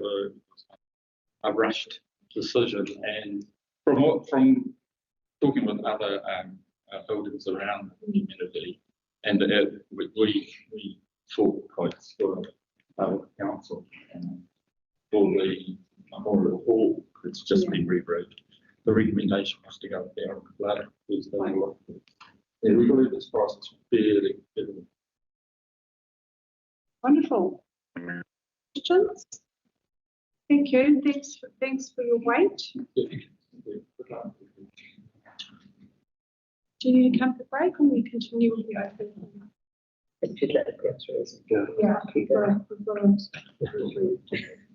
So next up we have Diana from the Oakura Film Society. Diana, welcome. Page 128. I don't know whether you know who I am, so just very brief background. Oakura Society was formed 102 years ago next month, so we'll be having a public celebration for that. And our present Oakura is 90 years old. It's the second building on site. Over the last couple of years, we've had we are at the bottom of the hill right by the beach, and over the last couple of years, we've had increasingly problem with water flow flowing into our property after any rain. Now, there's been ongoing issues, and Jane has helped us a lot with RFS numbers and different things, and different pipes being fixed up, and Kate will come around and show you a few bits and pieces. Since we made this application on the 30th of October, we have finally had a meeting on site with a member of the District Council. Bo Tiffany, it's not really, because he looks after council-owned buildings and ours is not a council-owned building, but it was a good discussion, and he was going to follow up with what's been happening above us, which has appeared to increase the water flow. I mean, we're at the bottom of the slope, we're always going to be at the bottom of the slope, but there has been much more water coming down fast, and water pipes broken over time. Not only does the water come to the bottom, but because of where we are, sewage pipes form at our place, and also so all the services come to the bottom on our property. Anyway, since we made the application, we have slightly changed, and since meeting with Bo last week, he's going to give us a report, which we haven't received yet because it was literally Wednesday that he came. We have slightly adjusted our focus of the project into putting in good drainage at the bottom. And initially, it was more about doing the whole hill, but we've now focused. We costed it. We've got new things we could give you. The price is slightly less than what we were originally asking for, but our focus now is to get the drain professionally done at the bottom of the slope to stop the water coming in under the 90-year-old building and potentially damaging foundations, and then gradually replant a slope with natives and water-holding plants. As you can see, we've actually surprised how much we have done in the last 12 months in that just by volunteer work and a lot of payment for some help. So, as I say, our focus is basically, I'm rephrasing here, it is our land and the drainage is ours. So where the water comes, even though it's not ours, it does. We have to deal with it. Essentially, that's what it comes to.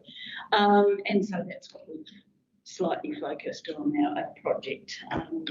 So our first one is a drainage at the base of the hill that will help the excess storage running through the building.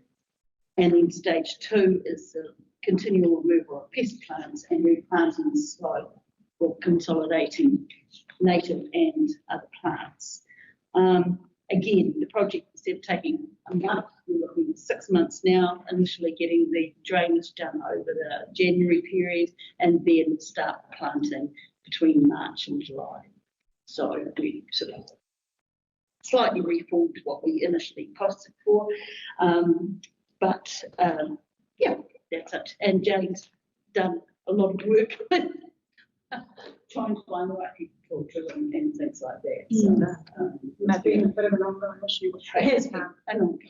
There is still more to come. Just before we move on, so I'm not sure if you're aware of the recommendation, but you requested $7,345. The recommendation in our report is for $3,673. Now you're saying that your quote for the drainage restoration, do you have a quote with you? We do. And that is coming under at 5,475. That's 5. Say that again. 4,775. Yes. And that's to remedy the drainage without any damage, which will be stage 2. Which would be stage 2. So we've clarified that now. Jane. Just through the chair, subsequent to this, I've also spoken to the council late yesterday afternoon, and I'm actually meeting on site with one of their technical specialists in a slightly different area to both, because we talked about what potential other mitigation activities council could assist with. So it may just improve again following my meeting on Tuesday. Yes, that's we put the application in at relatively short notice because we can't proceed with doing the planting and stuff until water is issued, and it's been such an ongoing issue. But then, as I say, a meeting happened on Wednesday, and so things are moving. I'm just wondering if it might be better to resubmit your application. I was just going to stress that because I've also had a conversation with another staff member who hasn't been named yet, who was dealing with the stormwater runoff in the road. And that's right. So we're all busy trying to look at. Yes, I'm trying to fix the problem at the top of the hill. Yeah. So I'm going over there Tuesday to meet this. So maybe it might be an idea to resubmit your application. Well, through the chair, you could leave it to live when you go into your discussions. That's right. Because you do have another meeting in December now that which is originally there, so you could reconsider it in December. So if that would be amenable to you, we might. Yes, it would be. So if we meet this side of Christmas, that will still enable you to drainage work in January. Yes. Okay. Well, we've got some of that would be the ideal with planting is all the So we'll still have a discussion around this. We're going to public exclusion today because we have so many funded applications that we need to hammer through. Yes. And we will have a discussion around how we're going to do this. We'll go into it. Yes. As I say, I realise it's such a fluid issue. But I'm glad that you're getting to the bottom of that. Like you say, it's your land, you know. I mean, it was not the natural course of water is not being diverted intentionally, then the liabilities and stuff there. So it gets very complex. So Yes. I'm sure you're getting to the bottom of all of that now that I've seen this. Yes. And that's great. Thank you. So we'll take that as tabled and we'll have a discussion around what we're going to do. And I'm sure Jane will be in touch with us. Yeah. Quite for their engineering. Okay, thank you both for your patience here. Hope you found it interesting this morning, listening to everybody else. I did. And we have now the Russell Boating Club on page 183 of your agenda. We have Fletcher. Welcome. Kia ora, so yeah, my name's Fletcher Sunday. I'm captain for the Russell Boating Club. This is Gary Neal, he's our red Whangaroa.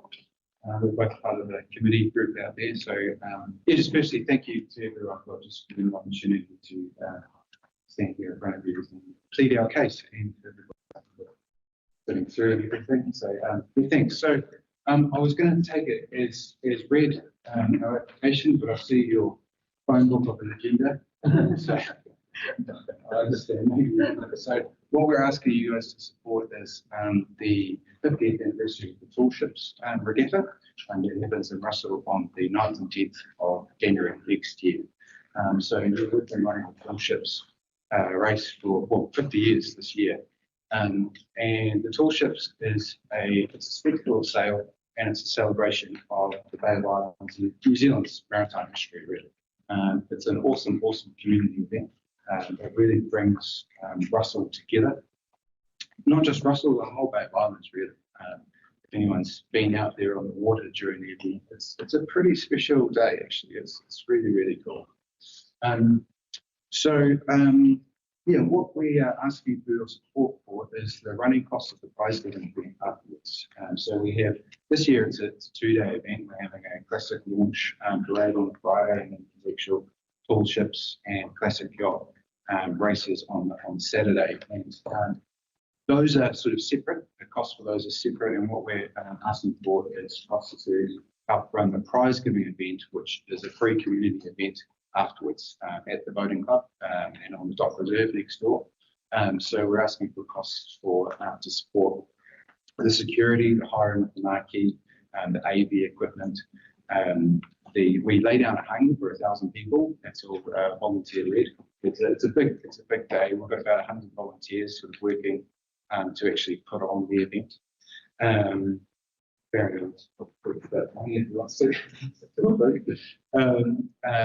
we have a couple of bands playing as well. So it's a real sort of economic injection to Russell and a real sort of event on the Russell and Bay Islands calendar. So just getting people to come together. And I just wanted to make a clarification on the application. On the application, I put that there was a $50 entry fee. Now, I just wanted to clarify that is an entry fee just for the race, just for the racing. The actual event itself that we host is free. Anyone can come along and enjoy that. So yeah, that's sort of for us. I'll keep it brief for you guys. That's what we're asking for. Any questions?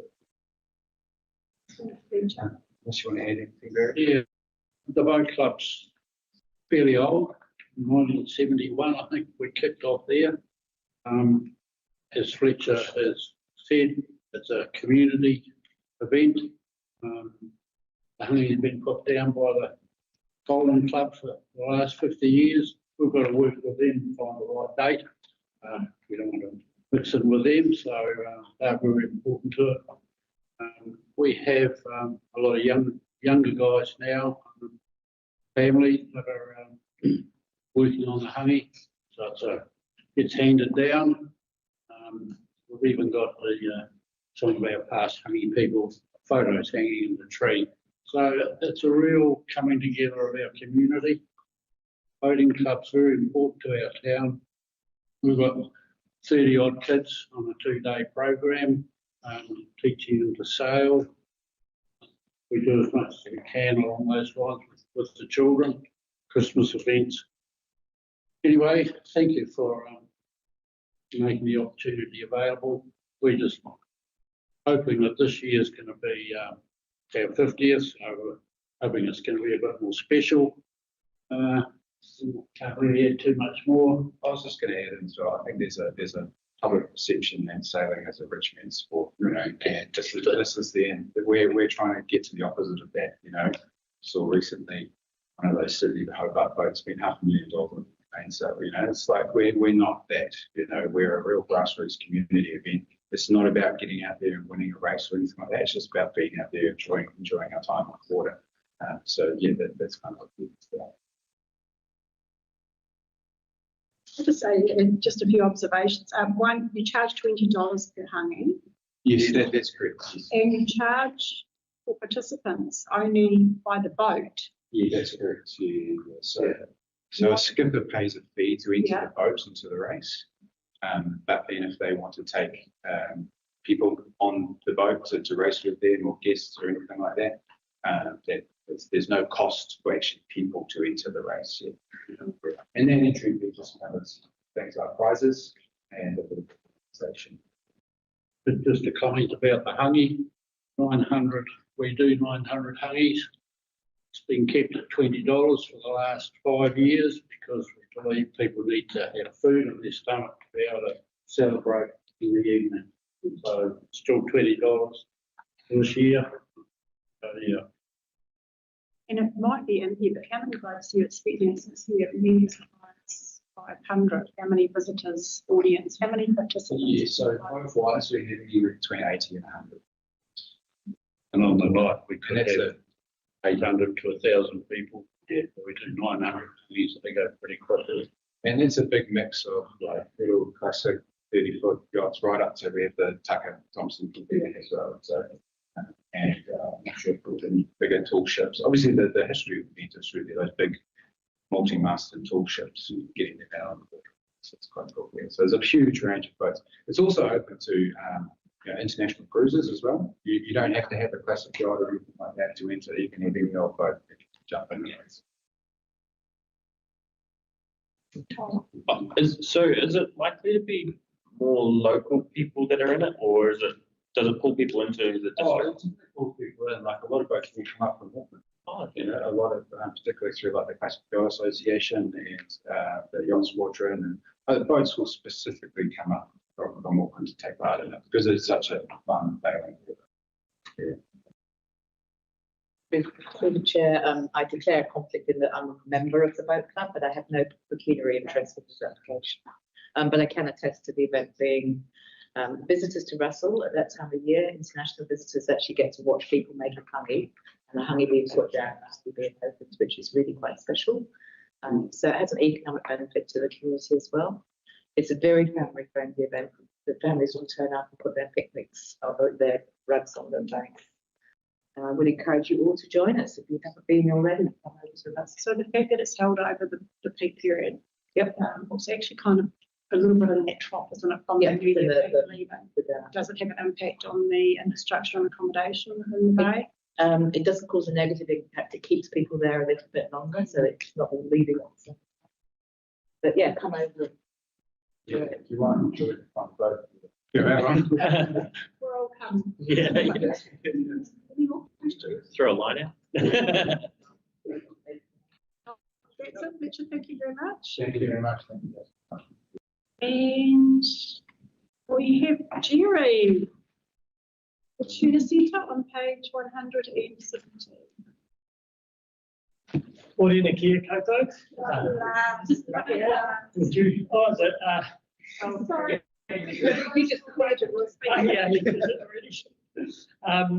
Thank you very much for the opportunity to speak. I'd like our pleasure to introduce Haname.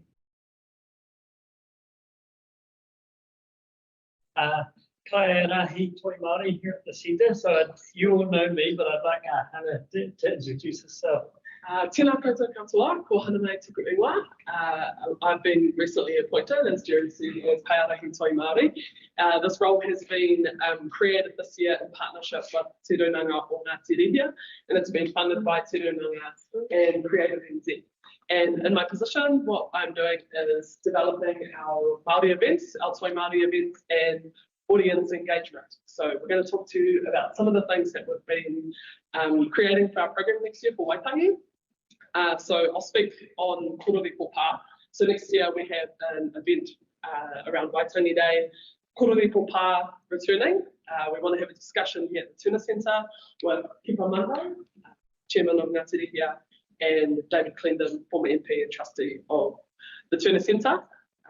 We hope to have this discussion at the Tuna Centre because it provides neutral ground that will welcome both tangata whenua and the wider community of Kirikiri for educational purposes and to honour the rich heritage of Kororiko Pa and the part that it plays in the political, historical and spiritual essence of Kirikiri as a whole. And yeah, it's awesome having Hannah as part of the team. She's been working on a program for all of next year. So these are a couple of our first pieces of the program that she's put together. Last year, we were lucky to have support from both Creative Community, CSC, Community Scheme, CCS, getting my acronyms. Yeah, and also from the community board, and you supported both for here and then the harmonic resonators, where we did a pay what you can event, and it was a full house at the centre, and it was really fantastic. So this year we're in talks with Troy Kingi about doing an event on Waitangi weekend. As we know, there's a huge amount of people that come into the area, wider area for the weekend, estimated to bring in $100 million to the local economy. And also it's really important to have satellite events to take maybe a bit of the pressure off Waitangi itself as well, and be able to kind of share the celebration around the wider district. So we're hoping to do, if that event is supported, we're having a pay what you can event on either the Waitangi Day itself or the Sunday night. And, you know, this really speaks to a lot of the outcomes that the community board have in terms of, you know, a treasured environment recognises the role of tangata whenua as kaitiaki, with the Kororiko Pa handling that. Embrace and celebrate our unique culture and heritage, proud, vibrant communities, prosperous communities, and communities that are healthy, safe, connected, and sustainable. So again, the opportunity to bring the community together for an important week like this. And I'd like to acknowledge again the community board's ongoing support. Over the last financial year, we were able to give out 10,000 pay what you can for free tickets to our community, and a lot of that was thanks to the support of the community board.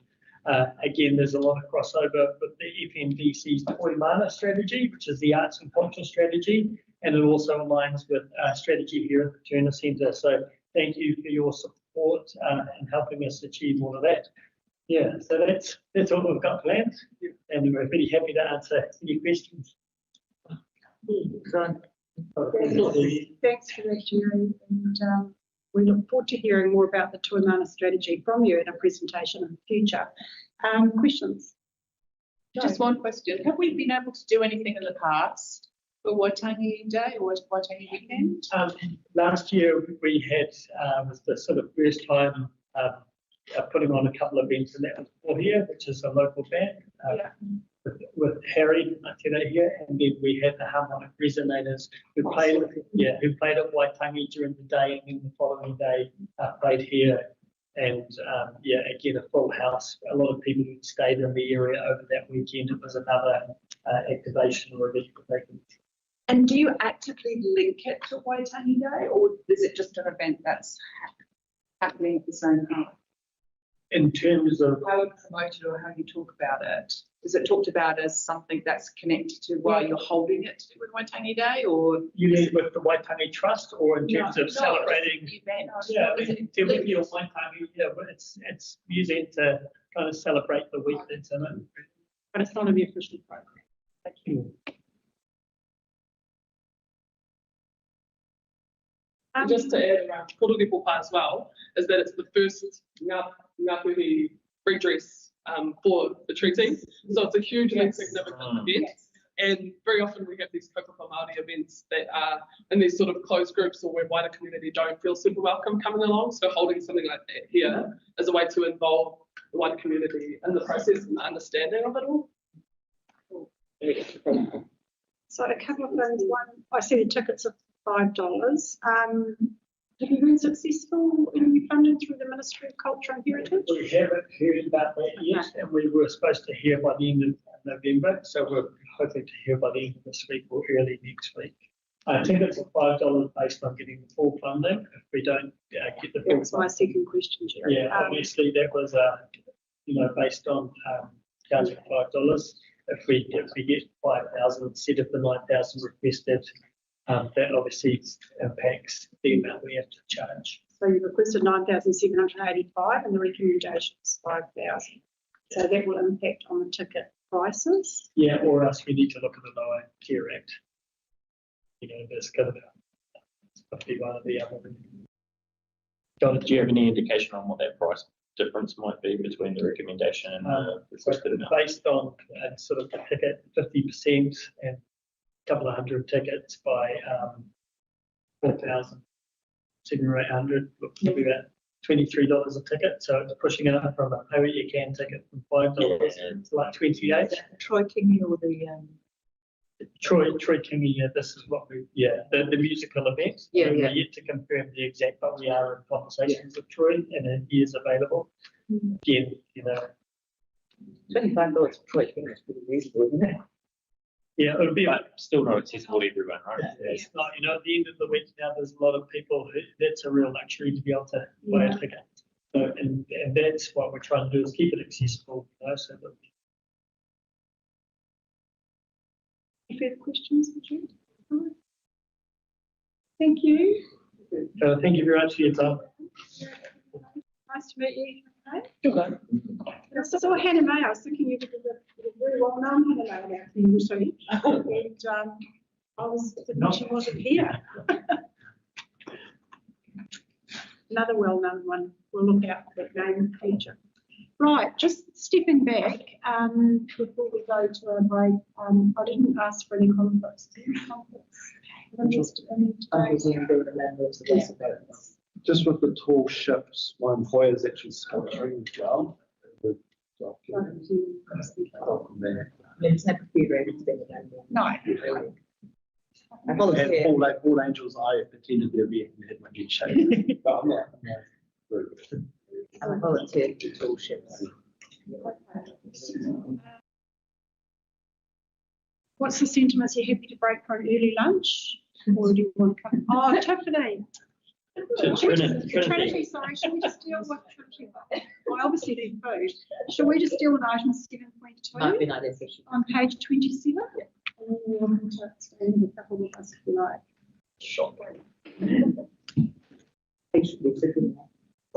Right, moving to item 7.2, that the Bay of Islands Whangaroa Community Board name a right-of-way messenger lane that is located at 26 Tanikaha Road, Tenpere. Have you moved it? Thanks, Joe. Second time. Let's move it, Joe. Any comment?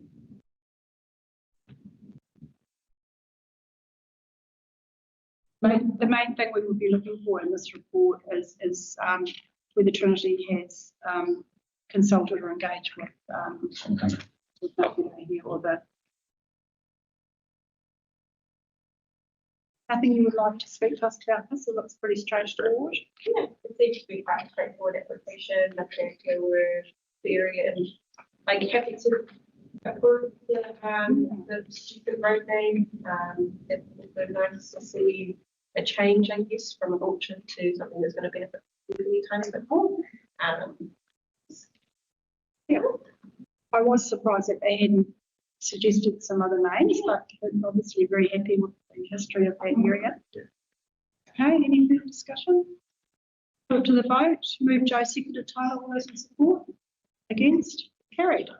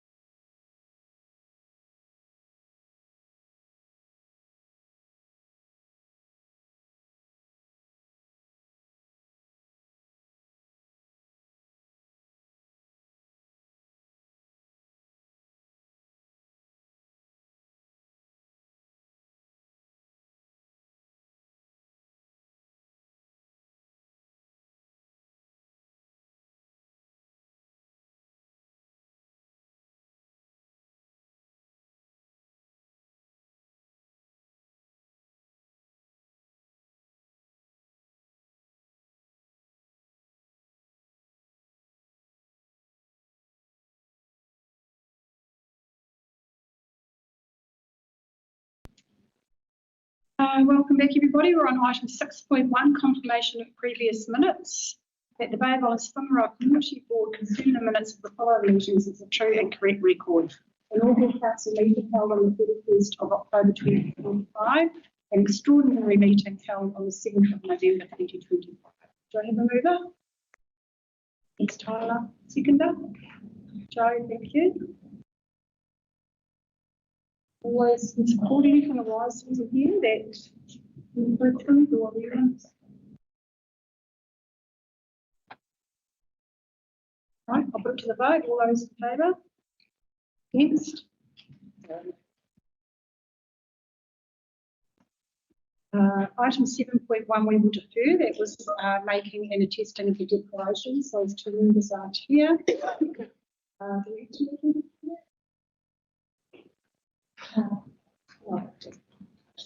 And we've done the road name, so we're then on to item 7.3 on page 34.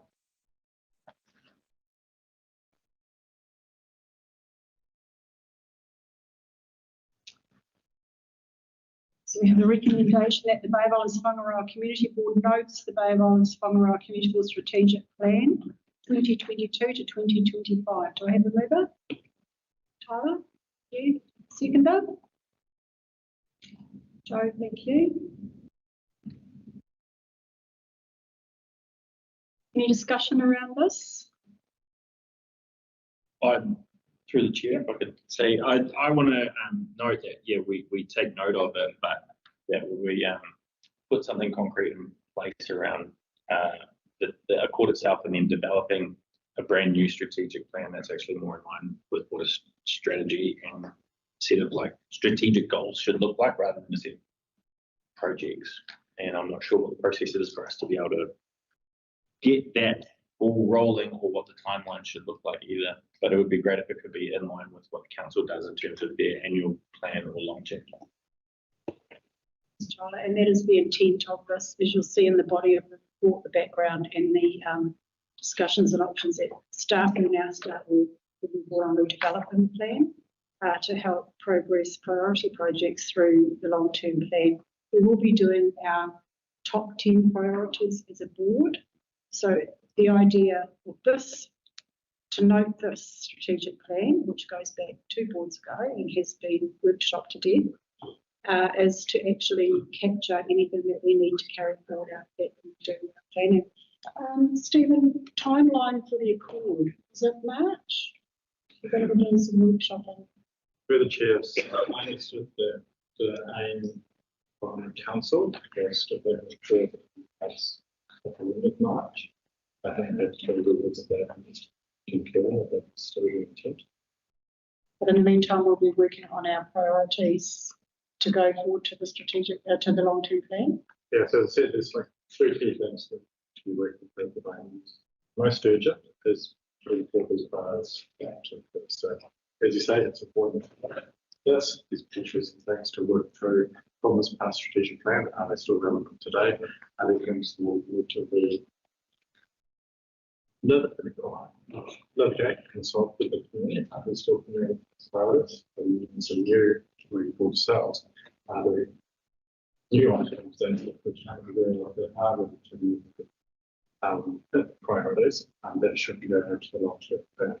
On the side of that, then it's to build a strategic plan, which actually knows the former strategic plan, and likewise for other community boards.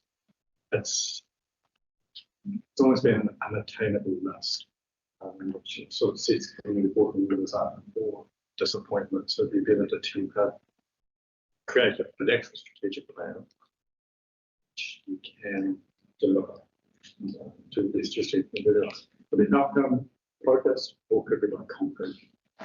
That you do funding. In the Accord is probably the sort of third thing that we need to be working together. For the Accord, we send through those recommendations from the local government. It has 3 different models for community boards. Through Kaheka and the council, the general sentiment is that for this triennium, there's great support for community boards. So I think we still need to understand, to get confirmation that Does the accord have to match one of those models, like the government NZ? Could it be a hybrid between model 1, model 2, or model 2 and model 3? And then have a conversation if you were to go to model 3 and take on more delegations as community board members, how will that be resourced by council? Which I understand GAG is very much aware of that in those conversations. So sort of a positive green light for community boards, detailed conversations of what the relationship actually looks like. And if you're to take on the responsibility of delegations, how is that recognized? Appreciating that the relation of community boards is there to the aspect of all the key very much such as it.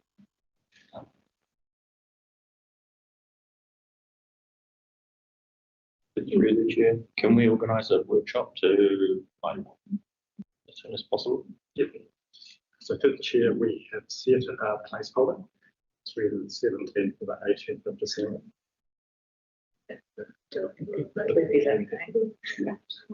Can workshop prior to that. If we can do yeah, tomorrow, send around a few options and dates. It's very important that you're all available for this. So to pass these notes on to members that aren't here today.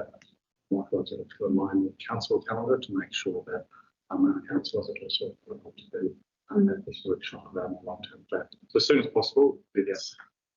Through the Chair, Te Hiku and Waikoi Hokianga have got workshops set up and are currently looking at a strategic plan. But I've sat through one session and it became quite apparent to me that the focus really needed to be on that LTP process, a lot of the projects within the long-term plan and getting those into the pipeline and thinking those through. So how I'm talking about is hard infrastructure and soft infrastructure. So the hard stuff that needs to go into the LTP needs to be really thought out now, because January is often a down period, isn't it? Government. And then it is interesting to me to see what the community boards would like to see as strategic priorities or what they actually want. So that will be our top 10 that we will feed in, or just generally? I've had two conversations this week that have mirrored each other. One is with Jane and one is with Kelly from the Kaikoui board, and that is there are plenty of plans around. There's plans and plans on plans, plans on plans on plans, as well as with community plans. And that all of those plans all seem to be saying the same thing. Even if they're 10 years old, they've still got the same priority. So Kelly's taken those plans and she's AI'd it and come up with a list of priorities, which seems to be a really smart way of working. We've got plans for 15 years. You've got 15 years They're of all plans. 50 years of plans, all pretty much saying similar things. But I think the other thing is to think about the component of the accord. And so if you are looking to have that accord, what is it you want? How do you want to set your board up? I understand what Stephen was saying, because we've had discussions in this internally. You can't put so many expectations on the community board, which is really a elected position with low remuneration. It's not a full-time job either. It's a part-time component, isn't it? Most people have got full-time jobs or whatever, or a lot of people do. So it is balancing your wishes and your wants and your wishes. So I think we actually need to be really careful how we think about this, because the accord, I would, in my personal opinion, is this is about establishing the community boards to have as much political resonance and resonance within a council and its communities as possible, and then the decision making and allowing a lot of those decisions that to be driven by community boards. So community boards in Auckland have a big budget, they make decisions over their local facilities, they have say over the assets, they have a lot more political pull. And I believe that the Mayor wants the community boards to build their capacity in that space too. And that means that your organisation that I work for and that we work for has to understand that and respect that as well. So to bring along a lot of people on that. It's quite a big expectation. Yeah, there's also talk around chairs going on committees. Well, I think it's everywhere we're looking, the decision that government's making, etc. But my approach since I've been here and understood how this council works, particularly in the last year, is that the people who are providing purest economic community development is through the community boards. You're doing it through your funding, you're doing it through your local decision making, you're doing it through your relationships. Look how much we learned today from the people that are speaking. So if the council needs to step back or steps back from pure community development and doesn't have staff, etc., to do those sorts of things, the community boards can be placed or could possibly be thought to be doing leading community development. And that's a slightly different conversation to just providing some decisions. Hope that makes sense. Through the chair. So am I understanding what you're saying is that rather than the council being involved in the community stuff, for example, the placemaking, where there's a group in council trying to do placemaking, you would put that back into the community? That's the thing you're saying? I think traditionally a lot of councils, take Whangaroa, which is our nearest neighbour. Whangaroa Council has a strong community development team. It's well resourced, has a lot of budget, it puts a lot of money into things like Creative Northland. It has community development advisors who focus on environmental programs, for example. So Isaac Watts would be doing. A lot of the groups that are here today would have initially gone and worked with that community development team, right? So we don't have that resource here. And so this is around funding. So if you look at your grants that you distribute, your grants as you distribute them now are just seen as grants, but actually they are significant contributors to community development and building the capacity and capability of lots of things. Events, tourism, youth, education, all kinds of stuff, right? And I think that if the council has got buckets of money that it's currently distributing to perhaps locally, so through informal agreements, through informal programs like, cleaning a cemetery or doing work that often might be viewed as council service, then some of those things could almost become community board decisions. So having an awareness of what's going on in your board from a service perspective, not just through a city care contract, might be a lot of those sort of things that I thought with the older ladies with the drain, that one today.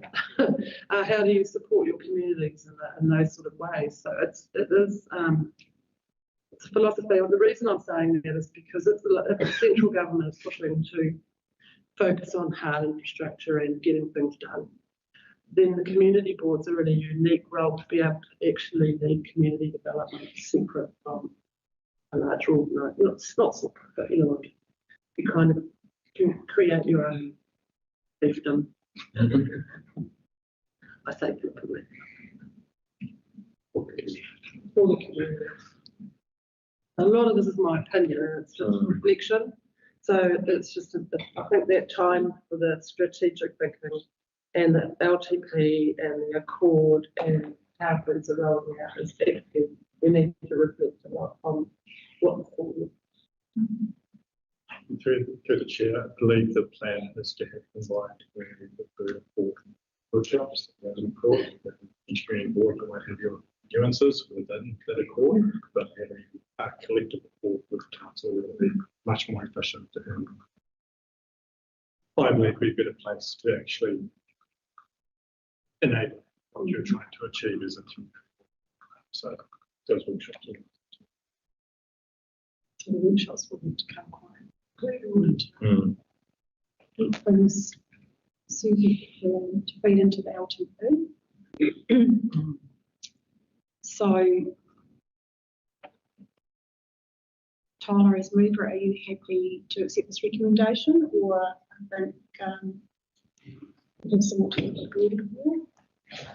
Bay Islands Whangaroa Community Board note the Bay Islands Whangaroa Community Board Strategic Plan 2022-2025, excuse me, and request staff to work with community board members to update plans for progress from the last triennium and arrange a workshop in order to identify new priorities to feed into the 2027-2037 alternative. Okay. Happy with that? Is seconder Charlie? Yes, that's it. So I'll put that into the vote. Dan, do you want to speak to that?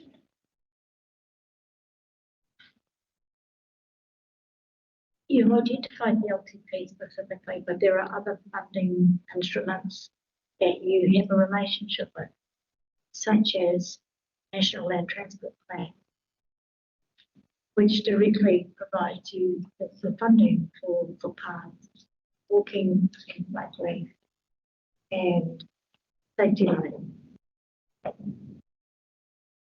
So, Madam Chair, I'm just wondering if you want to add after LTP in that resolution and any other. What do you call it? Yeah, just funding complete blank. Funding reasons. Alternatively, you can leave it at in order to identify new priorities. Stop. I like the feeder because that puts a timeline on. Yes. Yeah. Yeah, we could be doing this next year. Yeah, exactly the same timeline. Yeah, another funding. Pay up to pretty much for the original land transport. Budget allocations and other budget allocations. Any other Budget allocations. Funding resources. Planning. Can I ask how the National Land Transport Plan how has that worked with community boards in the past? Hasn't really. We've quite a disconnect, and I'm having a meeting next week with Charlie Billington and some roading staff because I've seen through an email quite a ambitious program of what I would like to achieve as one of the portfolio holders. Whether we can resource that and deliver that as a conversation we need to have. Because one of the things I'm mindful of as I go on the ward tours on the bus is there's a massive disconnect and we're not capturing the local voice. So how do we make that happen? And I don't have the answer for you today. I also can't guarantee you'll get funding because ultimately the funder is based in Wellington and they will allocate the money available against massive wish list projects across the whole countryside. But if you don't even ask, we've got eventual projects in there, and I'm mindful that we haven't even delivered on your last footpath program. No. So I just think any other partner agencies might be the word we're looking for. The agencies. Yeah, because it's not just NZTA, it might be tourism infrastructure. Or if the TIF comes back, or yeah. Oh, right, yeah. Anybody else you could name for the kind of infrastructure that sits within your remit? There's quite a lot. For example, the regional councils oversee public transport, right? Yeah. It would be how, those are the sort of examples. And I think what we can deduce from that is this is why the community boards need to elevate their ability to understand what's available, where it's available, and how it's a slightly step up. Chair, at the moment we're very reliant on the councils of going, we've got something, we're going to build you a boat ramp over here and we've applied for some funding. Yeah. Whereas we want to be able to, actually the Ministry for the Environment funding, and we'd like to have some for this particular community because we know that they've got groups doing stuff and we'd like you to activate it. So lead it. For example, NZTA had that street program a few years ago that they tap into money.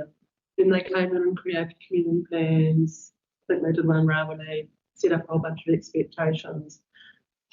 I think that the staff that support the community boards, along with the community boards, needs to start to front foot what's available, how it works, and taking a stronger lead in those things. Through the chair. Sorry. I think the greatest gift that we can give to the community as a community board in this training is solidifying what this plan looks like, being able to front foot as a community board, getting budget and then resources and a system for future boards to come into a system that's already relatively well planned so that they can then reassess their priorities, but then just sort of plug and play a little bit. We can provide that in the next 3 years, then the community board becomes extremely effective for our community. Yeah. But it's almost you've got to flip the council upside down. Yeah. Bottom up. But we, but at the moment, it's we are being given an opportunity in this accord to start trying to do that. So let's do it. Yeah. The chair, I also suggest we should requesting investigating feasibility of receiving as a community board itemised schedule of the plans and the key dates associated to the varieties that'll help.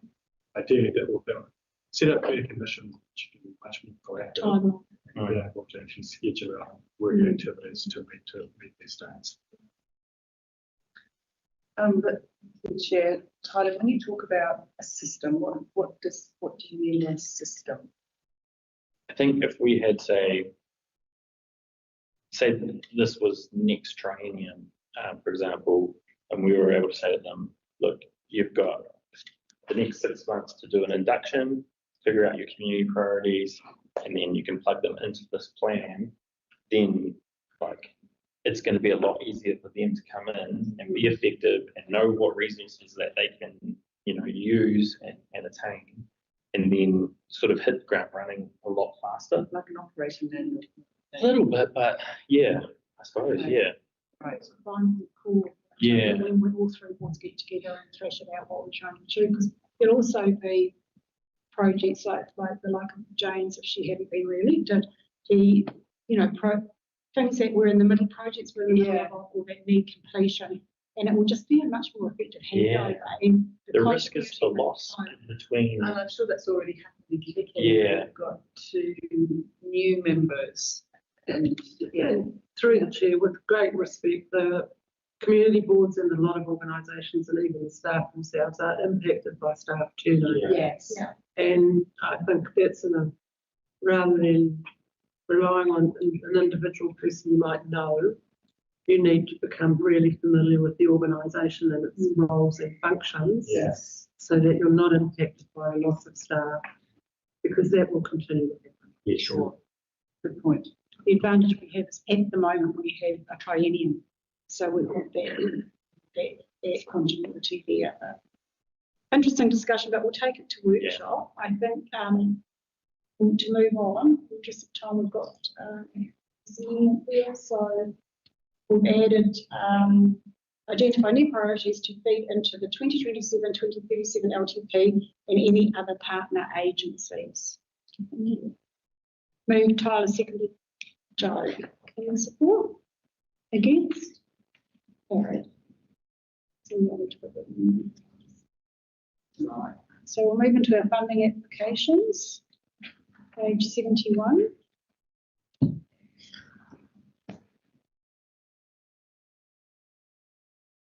I will move that we take our funding applications into public exclusion so that we can have a free and correct discussion around them to get through. Jane, second. Thank you. All those in support? Against? Carried. So we'll pause our live streaming, please, Will.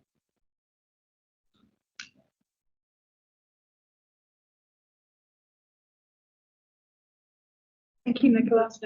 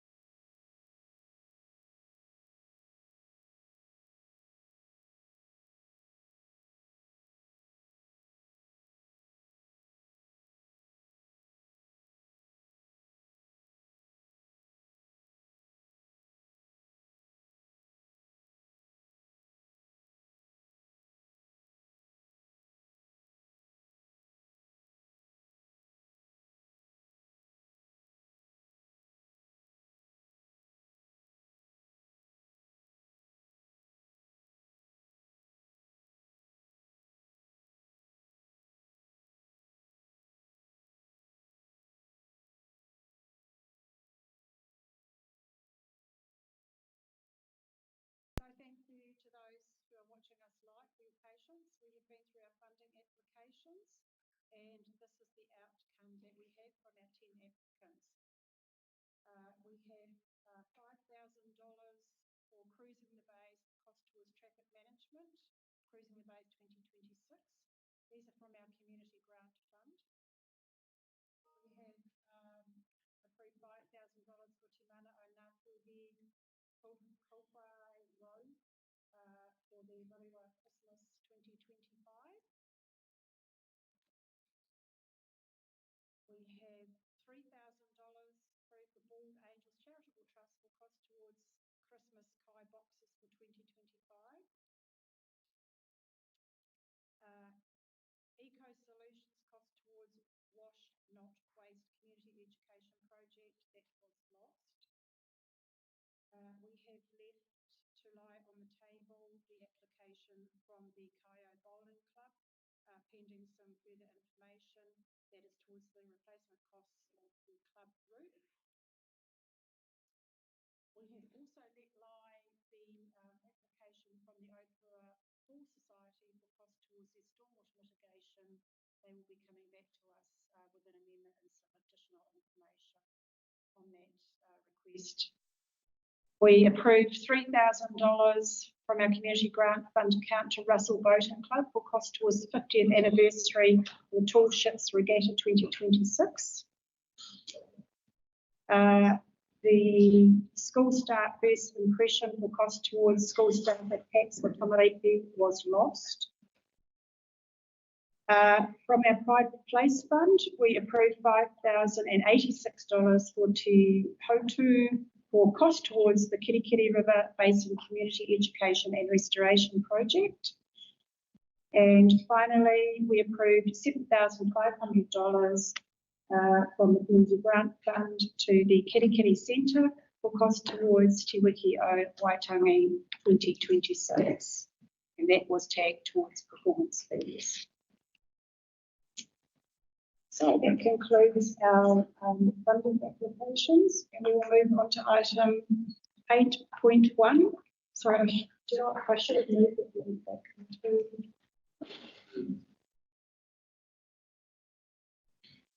Okay. So moving on to our final item 8.1 on page 184.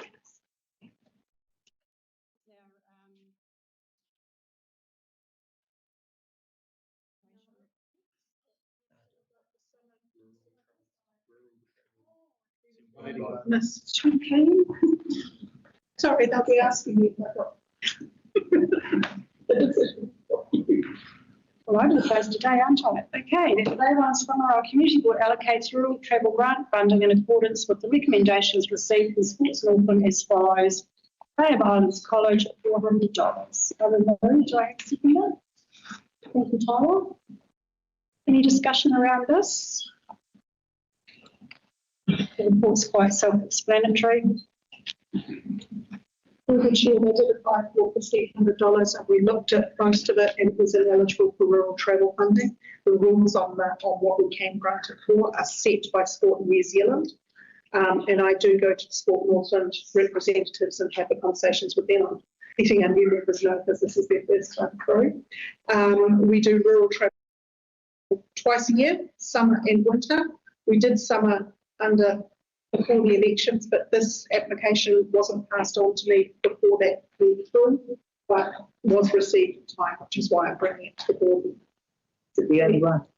Well, you had one as well, but we only had 3 applications for summer rural travel across the whole district. So this will be the second one for your board. Winter is the one where we really get hit. That's the big ask. Yeah. It's that case, right? Any more discussion about it? Yes, also yes, that's fine. Note on item 7.3, we needed the note in our strategic plan that on page 36 that actually did refer to Hicking Community Board. We could just view that and start assessment. Sorry. So now finally we have our recommendation that the Bay of Islands Whangaroa Community Board receive the Bay of Islands Whangaroa Community Board Open Resolution Report. I have a entire. So there's not many here. I'll take them item by item. Strand. I note they've been quite circumspect about events on the 5th of October.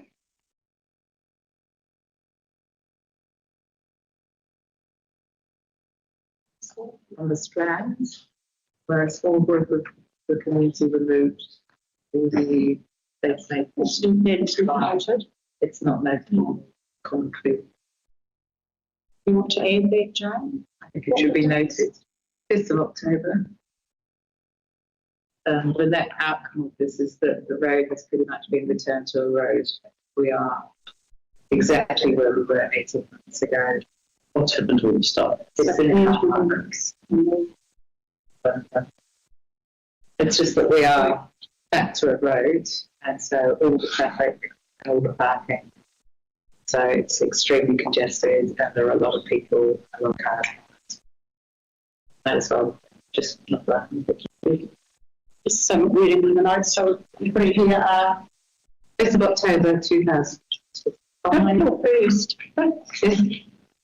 The group of locals removed all traffic problem elements from the trial.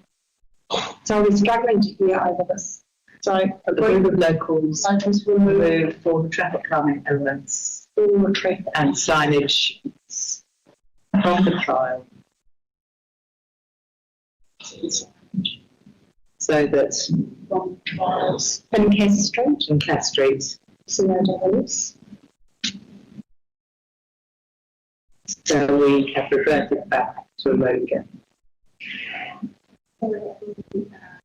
Be asking for this information. I just think it needs to be add into the notes. That's need to be added to the recording staff notes. Yeah. They know about it. It should be there. Should be included in that. Madam Chair, can I ask Jane a question through you? You said so we have reverted back to a road again. Yeah. Council have completed the designation process to convert that into a shared space. Yeah. So there is potentially some legal now because we're in public meeting. I don't want to pursue that conversation now, but it is certainly a conversation that we need to pursue outside of the meeting as we head into a very busy summer season and waiting week and era. We need to be very clear with to pedestrians now. I'm just going to stop at that point. I can make this chair work. I think we might even need a PX session.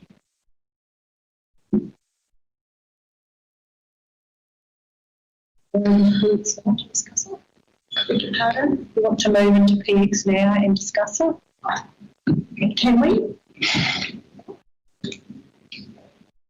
Moved by Anne, I'll second that we go into words to discuss the issue around Strand placemaking and issues around Cass Street and place.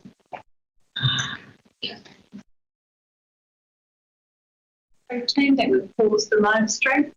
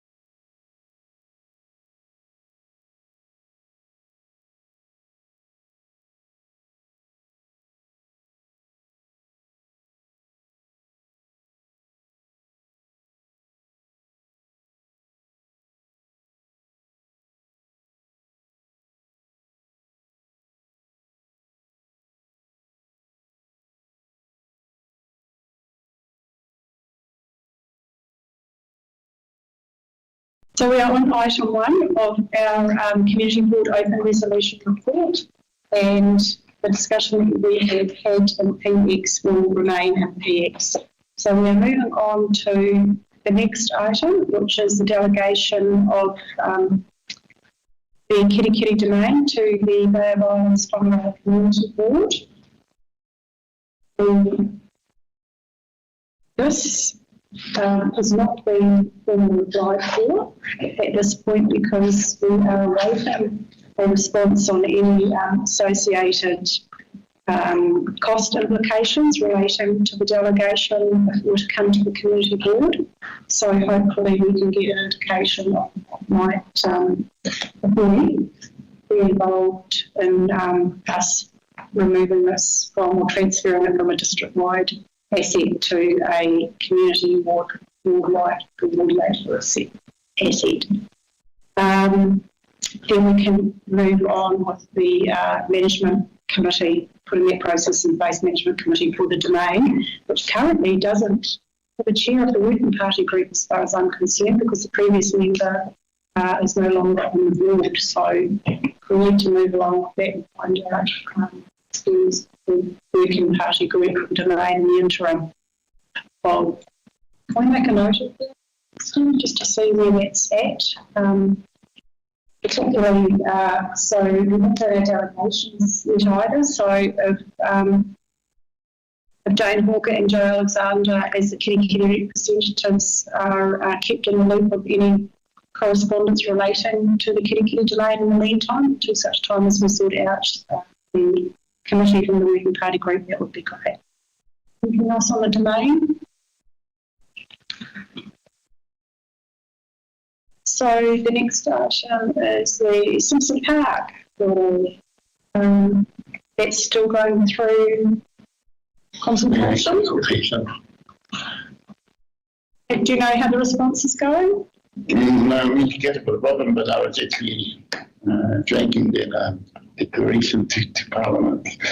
So I need to catch up with it. I'm not sure what date that closes, but on 5th of December, 15th of December, I've still got a way to go. Okay.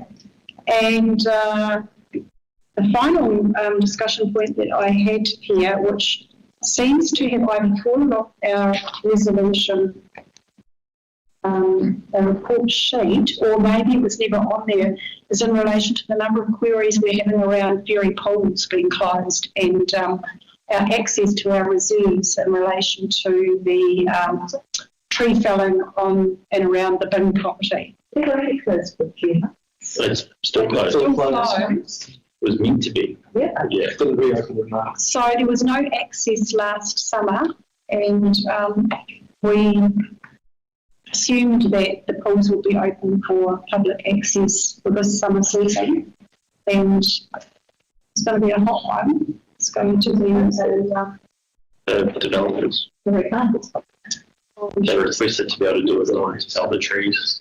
They should have. We all agree with that. Sounds like they're just going to get this They've just stopped work. Or they've restarted. So that could actually just be noted back on our open resolution report so that we don't lose sight of that. And action that sooner, Madam Chair. We are what, 20? I believe we are 27 November. If we want the public to have access in the summer, something has to happen in the next couple of weeks. And I've just been informed that we may have an update on it. So, but surely they're not actually filling trees, they should open the roofs and then they can close it again. Is that perfect again? Sure. I'm not sure on the site situation and health and safety aspects of it. So we'll note it on there, and because I did a drop last week to residents about the tree felling. So. Which residents? King Street. Village. Okay. So rather than have this cross discussion, because I don't really want to go back into PX, I think we'll close the meeting and then we can have a discussion about it. Because I think we're all receiving feedback and complaints and concerns about whether or not it's going to be available for the public in the summer season. So, John, would you like to any other issues missing off the bill that have dropped off that? Cool. So Jane moved it, Tyler seconded it, that we actually receive the open resolution report. All those in support? Against? So that's carried. And I'll ask Jane Hindle if you would like to close us with a karakia. Ia pau te manaakitanga ki runga I tēnā ki tēnā o tāka. Taku piki piura. Kia piki te maramatanga ka hoki pai atu kia hoki pai mai. Tūturu whakamora kia tina ue